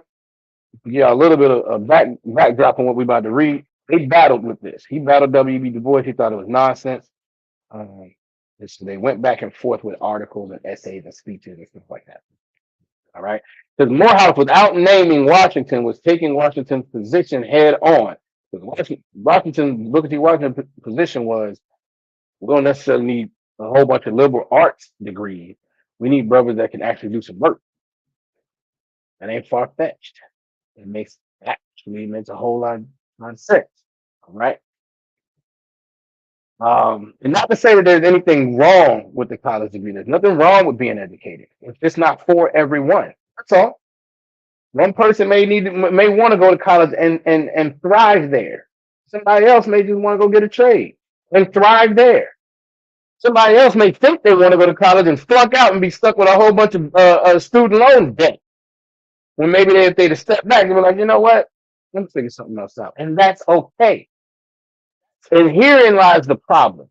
We have this perspective, and it persists unto now, that a college-educated black man or woman is somehow better than somebody who does not have one. And that's the problem. That creates an additional divide in our culture. And it's because we're following after these other nations. It's structured like the oppressor. It comes from the oppressor, as well as this idea that if you are in the top picks based on some arbitrary, because you get good grades in school, now you're something to be poured into. And everyone else is something to be left behind. As we were talking about earlier, if a brother or sister is in your organization, and you're probably gonna get a nod, you're probably gonna get a recommendation, so on and so forth. But what are you doing for the rest of the people then? You're just throwing them by the wayside because you're not in my organization. So,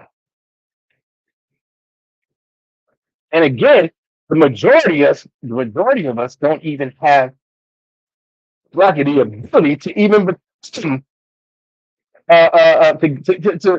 to put ourselves in a position to be even considering it. Most of us don't go to college. At ISUPK, we don't have that. Every brother and sister is welcome. And there's some work you got to do. There's some things you might have to change about yourself. But understand, we are not having group sessions. We're not encouraging any drunkenness. Matter of fact, somebody gonna tell you need to stop, bro. And nobody's gonna haze you to the point that you have a broken jaw or a broken arm or you're unalive and somebody gotta explain to your family where we made them drink 10 gallons of water as some kind of initiation. That's not how it works with the people, with the most sized people. That's not how it's supposed to work. We're supposed to look out for each other regardless. Damn right, sis. Not having one is less debt. Right. Not having no other degree is less debt. Right. Exactly. It definitely is. But even if it's not, no brother should be looking down on another brother because he has an education or not. Or not. We are all here in this captivity. We should be bringing ourselves together under the law, statutes, and commandments and operating accordingly. And when we do that, then you don't have to worry about these fictional break-offs. And now we're further separated because, well, you didn't go to college. And matter of fact, you didn't go to college, so you're not in a fraternity at all. So you're not in my fraternity. I really don't know. I don't know what to do with you. I can't help you at all. That's not what we're doing here. The captains say it all the time. Every Passover, which is coming up in a couple weeks, every Passover, brothers from the ISUPK invite other brothers. The Manager General Hunter has had a standing order to come back to the truth. All camps need to come back to the truth. I don't know if anybody in the ISUPK that gets invited to anything else. That's separation. I believe, from what I understand, there have been invites to have conversations. Brothers don't take them up. That's how this oppressor has destroyed us. And we continue to be. Damn right, fact. Palm out your island, damn right. Right. Give Sister Eye a hand. She said that Greek letter should never mean more than being family. Exactly. Exactly. Even if you have this twisted perspective that you are somehow in the upper echelon of your people, then what are you doing? Now, this is going to be another question I have. I don't see this, so maybe I'm wrong. I don't see a whole lot of community work being done by these organizations. Can anybody tell me that I'm wrong? Tell me how I'm wrong, where they do it. I'm not saying they don't do it all at all. But matter of fact, is that in this organization? There's another article I have that says there's over 800,000 members of Black Greek letter organizations. I don't see a whole lot of work being done. These are the upper 10 from their perspective of your community. They should be doing a ton. The sister just said, what lawyers, doctors, senators, they got a ton of resources. What are they doing? I don't see a lot. I'm not saying they don't do any. I don't see a lot, and maybe I'm wrong. Correction or mean anything? I think you mean correction. Don't mean anything less. I think is what you mean. Salaki. Scholarships for more to go to school and get to right. Now I do see that. I do see that. Let's get some scholarships away. They will get some scholarships away. But are they helping again with this idea that they're supposed to lead the masses into this great awakening or whatever? How are they doing that? I don't see it. But they do feed the machine. To Sister Aya's point. Sister Aya used to say they only do for them and no one outside. Exactly. All right, let's get back. We're coming up. I mean, we cleared over the time. We got a little bit left.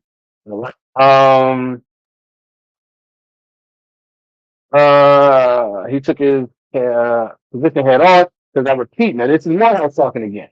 Because I repeat, not to make proper provision for the higher education of the talented 10th man of the colored people is a prodigious mistake. It is to dwarf the tree that has in it the potency of a grand oak. Who determines who these people are? So, industrial education is good for the 9. This is clearly separating people. Industrial education is good for the non. Mr. Not Nasai asks us often because he keeps our minds going on these things. How do you build a city? I'm gonna tell you what. You don't need no art and liberal art majors to do it. You need some engineers. You need industrial education to figure out to build a city and how to build a nation. But even in the 1900s, this was looked down on. Early 1900s, so lock it. They're good for the non, but the common English branches, uh, lock it. Industrial education is good for the non. The common English branches are good for the non. But the French man, like Dubois, whom he doesn't name, but is clearly thinking of, and that's like Booker T. Washington. So again, and you got these two brothers butting heads against each other, and it's a pressure in the middle. He says those ought to have the best opportunities for making the most of himself, his humanity, and tolerance. Those other non-brothers, forget them. Forget them. They're really not that important. But this 10th man, we need to make sure he's got to be the best he can be for us. And this is the oppressor talking. Greek letters should mean nothing to us because we're not Greek. Whether it be Greek letters or Islam or sometimes we're not Greek. We're not these oppressors. We have our own culture.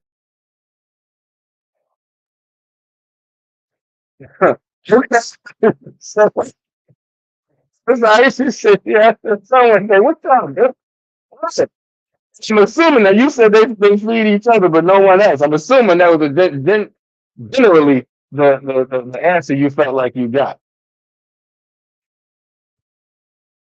All right. I think was at the end of that. Here's where I wanted to go a little bit further. Because remember, the title of this was Who Invented the Talented Ten? Right? And how, again, you have to be a conceited person as a black man in the early 1900s to consider yourself to be in the upper 10th of your community.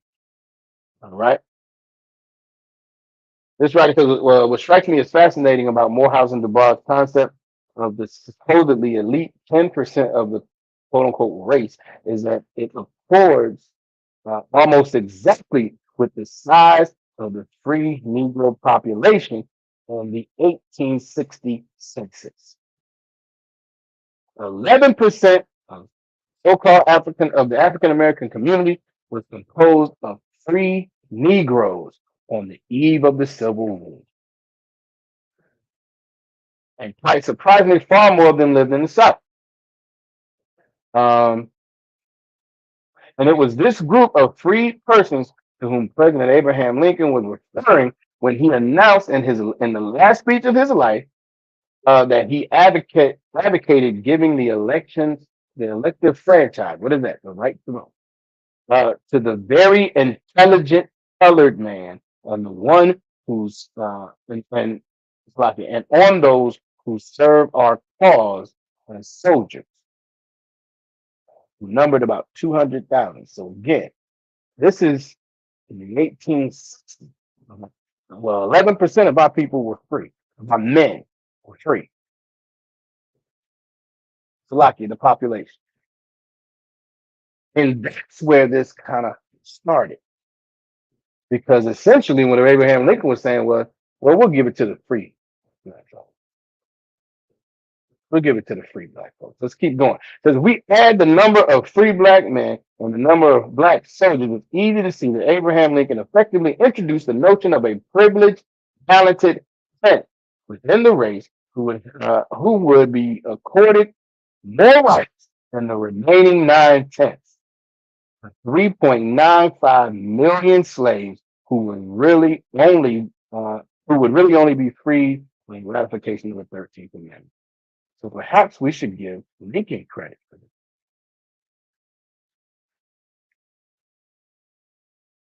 Even more curiously, a month after Lincoln's 1865 speech, the Black Republican newspaper in New Orleans Shout out to Sister Nazama Naslaki. She points out the concept of the talented tenth in an editorial it published as early as May 18th, when it noted the black poor are 9/10 of the colored population. So it's clear that the concept of talented tenth had multiple influences before Du Bois publicized in 1903. And then you take that idea, you run over there and get the okay to start the fraternities. And essentially, you separate those who have the ability to get a quote unquote higher education, a formal higher education from everyone else. And then not only do you do it during college, it perpetuates over everyone's lifetime. And as we said, and they feed the machine. They'll give all the scholarships so people can continue to come in. But what does that do for everyone else? What does that do for all of your people? Absolutely nothing. You leave your people who don't have the benefit that you have to their own devices. What does that sound like? Sounds like pull yourself up by your bootstrap. This all perpetuates and furthers this idea of white supremacy. So like the sister I was saying, they dumb enough to brand themselves with these letters. Right. Right. All of this perpetuates white supremacy. Why? Because it continues. That's what they're able to do. Matter of fact, if y'all know anybody, I'm gonna give y'all that story. I don't think I'm gonna give y'all that story. That's a lot. If y'all know anybody, any groups of people who are in these organizations, there's a certain air that they may have. I'm not saying all of them do, but it's not surprising when they do. And there's this perception that they're somehow better than. There's this perception that look at me, I'm on your level. You do what you do. I'm not as bad as the rest of them. I'm one of the good ninjas. Look, I got a Greek lettering. This is the problem. We don't bring ourselves together as the Bible says. I got a ton of scriptures I didn't get to. This is the problem. This is the problem with our people being under this oppression and in this captivity and not knowing who we are. We run to try to figure out how to be accepted by this oppressor. The reality is that those who are in fraternities and those who especially in fraternities, as a sister, listen, let me go back up and find that sister's list. It's good night. Doctors, dentists, lawyers, y'all name some more. A lot of your, like you said, CEOs and senators, and I mean, just so many of our people who have these high-paying, wealthy positions. They have multiple connections. They have all the. Listen, this was back years ago. I was in the world, and brother was trying to get me to join one of the graduate chapters, right? I was like, I don't know about all that. But so I was like, well, what's the benefit? And he talked about how they look out for each other. He said, you might have a brother, lose his job, so on and so forth, but the network is so big, you don't have to ask one person for X amount of dollars. You can ask 1,000 persons for X amount of dollars. They sit you straight, so on and so forth. That sounds good. That sounds good. But what about everyone else? What about your brothers and sisters who are in the ghettos, who are on the reservation, who are trying to come across the border to make something? They're trying to get out of Haiti. What about your brothers and sisters that are here who don't have the benefit that you had? This whole talented 10th idea is a responsibility that you're supposed to have based on your description. I don't see it. I don't see where they're out there feeding people. I don't see where they're out there clothing people. But they are giving away scholarships so their network can grow. So their children's network can grow.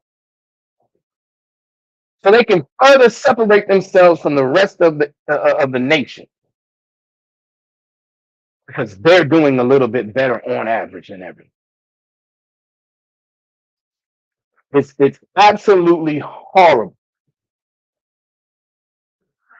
Uncle Oscar, yes, he said, I'm not gonna lie. My mom was in a Easter Star, and I used to get, and I used that to get her a ticket. Hey, listen, I'm not saying there's no benefit to me. That's not my thing. That's not my point at all. I'm not saying there's no benefit, but what I am saying is the way these things are structured, it throws the rest of our people away. It throws the rest of our people away. I mean, if they were, if they really had a heart for our people, they would be out here constantly uh, uh, um, recruiting. But that's not what happens. They just don't walk around like, "Hey man, you need to come into the Masons, and you need to come in here. You need to come." That's not what happens. It is a small. I mean, it's large, but you understand what I'm saying. There's this disposition. Matter of fact, I know of some brothers that are animation. They told me outright, yeah, you can't ask to be animation. Somebody has to invite you. Well, you should be, if you care about black people, you should be inviting every damn body. Right. You should be inviting everyone. But that's not what happens because it's structured in a manner that continues to separate us and continues to perpetuate the idea of white supremacy that some of us are better than others. Some of us are the good ones. Right. It has to be an elite group. And if you are not part of this elite group, then you are less than. That's what the UPK said. Come in here and be taught how to be a better man. You may not be there today. Matter of fact, you're not, because you've grown up under this oppression in the Christian church and these elite groups. You don't know what brotherhood is. Come in and learn it. Come in and learn that you're not special unless you're doing some work for your people. And even then, you're not special. Do that. Come in and put some work in so the rest of your people who don't necessarily have all of the benefit, who can't necessarily afford to go to college or afford to take on all kind of student loans, they maybe don't have the grades, but they still want to live a good life. Come in and do some work so you can get them to follow the law, statutes, and command. So then we as a nation can free. We as a nation can come up. But that's not what they want. They want to be elite. They want to be better than. That's not brotherhood. That's not sisterhood. Right. Listen to Zamanat said, I went to college, didn't join, but my used to be friends, when I used to be friends, look down on me. Look at that. But did anyone put over 200 originally on a plane, on a plant job in second yard? So let's get what you say. You put in work, sis. I know because you got a whole. But Most High in Christ, that sister, that's a great testament to that sister. That's what we should be. We should be having the love for our people. Understand, sis? Yeah. No, sometimes I'll be slipping sometimes. So like it. We should be showing that love, that benefit. We should have a preference for our people, but it shouldn't damn matter if they got a Greek letter jacket. It shouldn't matter if they went to college or not. It shouldn't matter if they're in your organization or they know somebody who you know. If they're a Black, Latino, or Native American, we should be looking out for each other regardless. And that's how these Greek organizations continue to rip us apart from each other. Like the sister said firsthand, she felt like they were looking down on her. Right. And this is all out of a desire to want the love of this oppressor. You have to show this oppressor that, look, I'm doing the same thing you're doing. It's a group like yours. I'm better than the rest of those. I'm better than the rest of those guys. All of us are. Look at us. We're trying to be like you. That's not how you build a nation. You follow the law, statutes, and commandments. All right. We are almost at 9:30. If there are any questions or anything, y'all let me know. And if not, I'm gonna get to these security announcements. Being Greek, we are not Greek. That was one of the biggest things I never understood. How some Salaki, even before I was in the truth, as a black person, want to be Greek. That doesn't make sense.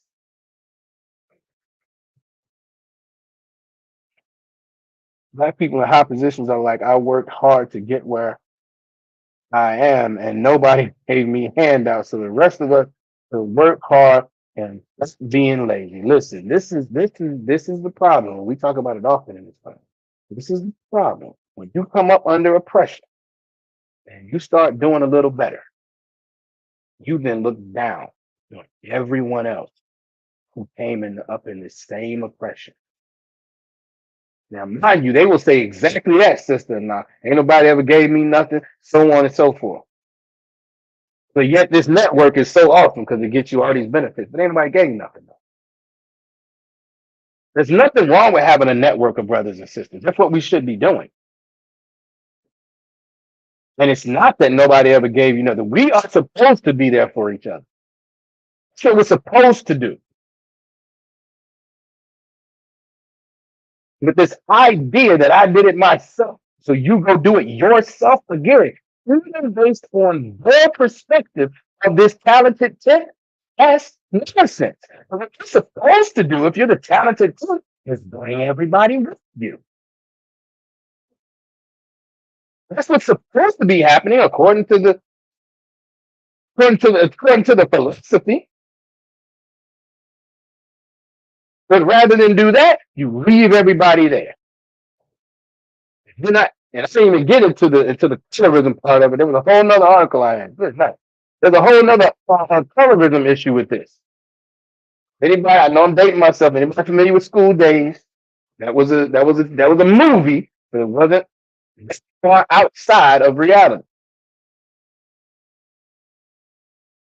We follow this oppressive thing to our destruction, and we continue to do it over and over and over again. Coming to the UPK, as the sister said, UPK is awesome. Damn right.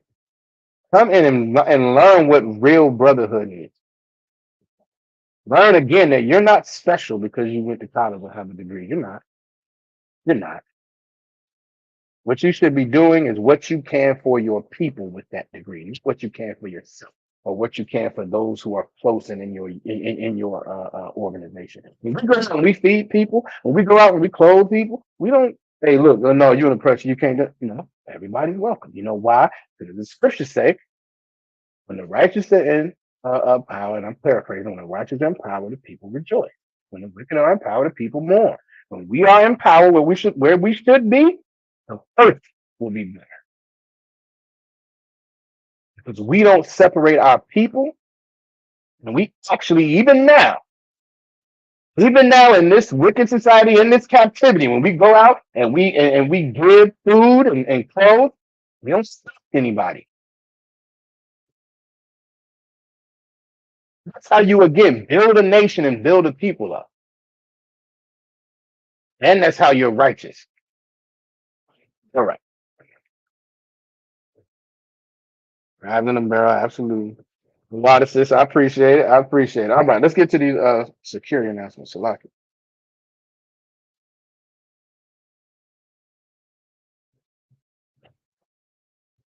All right, we had the ISUPK started out on 1 West 125th Street, Harlem, New York, and the Commander General Yohana. Rule for new brothers and sisters. When a new brother and sister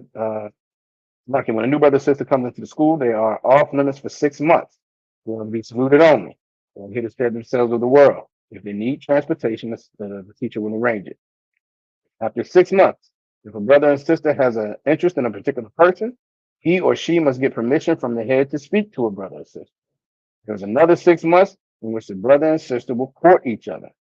For this 6-month period, the brother and sister will get permission from the head to marry. Tithes, which is a commandment, you can find it in Numbers 18 and 21, or Malachi chapter 3, verses 8 through 10. It means 10. And in the Hebrew, it's pronounced Ishara. It's 10% of every penny of any increase the Most High gives you. You can give it to the Treasury Department, or you can go to ISUPK.com and pay it directly there. All right. Priest Fund, which is a free will offering for the priest, is not mandatory. Whatsoever amount you would like. Upcoming Holy Convocation days. Obviously, we have the Passover. The Passover is like 2 weeks away. Just over 2 weeks away, 2.5 weeks. Lock it. But again, there's going to be things going on starting on the 17th, which is a Wednesday. Lamb slaughter. Thursday, the Black Party. Friday, you get on the Hyman's class. Saturday is Passover. And then the 21st, that Sunday, is the Feast of Unleavened Bread. All right. Again, make sure everybody registration fee is paid. Make sure your hotel accommodations are made. It's a little late now, obviously, but still, make sure you straight, double check, all that. We should have also gotten your information as far as your travel and plans to run above you, whether it be in this zone or any other zone that probably should have happened as well by now. So let's just make sure we are communicating effectively and doing what we're supposed to do. Again, we are not the Christian church. We actually care for our people, right? We actually care for our people. So we want to make sure you get there safe. You're safe while you're there. You get home, all right? So just we're communicating. And that's that. If any brother wants to be a trooper in the school, he needs to be start wearing all black. That's black boots, pants, shirt, headband, and war scarf. All right. If any sister wants to be, you can't be a trooper, but if you want to be more than just a student, you want to actually be in the school, and you need to contact the school. All right. Members as well. You need to contact the school if you want to be a trooper. If you are in Virginia, that is 757-550-1204. That's the number for the school. And if you are in any other region or zone, you can go to Google, just type in ISUPK near me, and it should come up for you. All right. If it doesn't in any class, you can also ask that question. All right. And with that, the water, I appreciated the sister. Listen, there's always a whole lot of sisterly love. Mrs. Zamanar says she's so deep to finally meet you in person. Most I Christ. Damn right. Damn right. All right. So with that, we're going to give a courtesy salute to the brothers. Shalom, Yahweh Ba'Shem, Yahweh Shabbarakatam. And to the sisters, Shalom, Yahweh Shamar, Alathan, Ba'Shem, Yahweh Shai. All right. And rock here. That's right. All right. Shalom, Israel. Israel, the Israelite School of Universal and Practical Knowledge, under commanding General Yohana, presents the Lord's 55th Annual Passover. That's right, the Lord's 55th Annual Passover is rapidly approaching. Commanding General Yohana is calling for all blacks, Hispanics, and Native Americans to remember what the Lord did for us by saving us from our oppressors and choosing us to be a special people unto Him, the real Jews and Israelites. Passover will be held in Durham, North Carolina. Pay your Passover fee. Anyone 17 years of age or older must pay $200. Come and enjoy fresh lamb, unleavened bread, and the Spirit of Christ. Can't wait to see you all there, Israel. Shalom. Cabins on streets and corners, all is feeling righteous. Real particular, nobody else there to compare to. Train for war, men of war, and warlike apparel. Prefer our leaders, can't get between us. Israel, the Israelite School of Universal and Practical Knowledge, under commanding General Yohana, presents the Lord's 55th Annual Passover. That's right, the Lord's 55th Annual Passover is rapidly approaching. Commanding General Yohana is calling for all blacks, Hispanics, and Native Americans to remember what the Lord did for us by saving us from our oppressors and choosing us to be a special people unto Him, the real Jews and Israelites. Passover will be held in Durham, North Carolina. Pay your Passover fee. Anyone 17 years of age or older must pay $200. Come and enjoy fresh lamb, unleavened bread, and the Spirit of Christ. Can't wait to see you all there, Israel. Shalom. Cabins on streets and corners, all is feeling righteous. Real particular, nobody else there to compare to. Train for war, men of war, and warlike apparel. Prefer our leaders, can't get between us. Israel, the Israelites.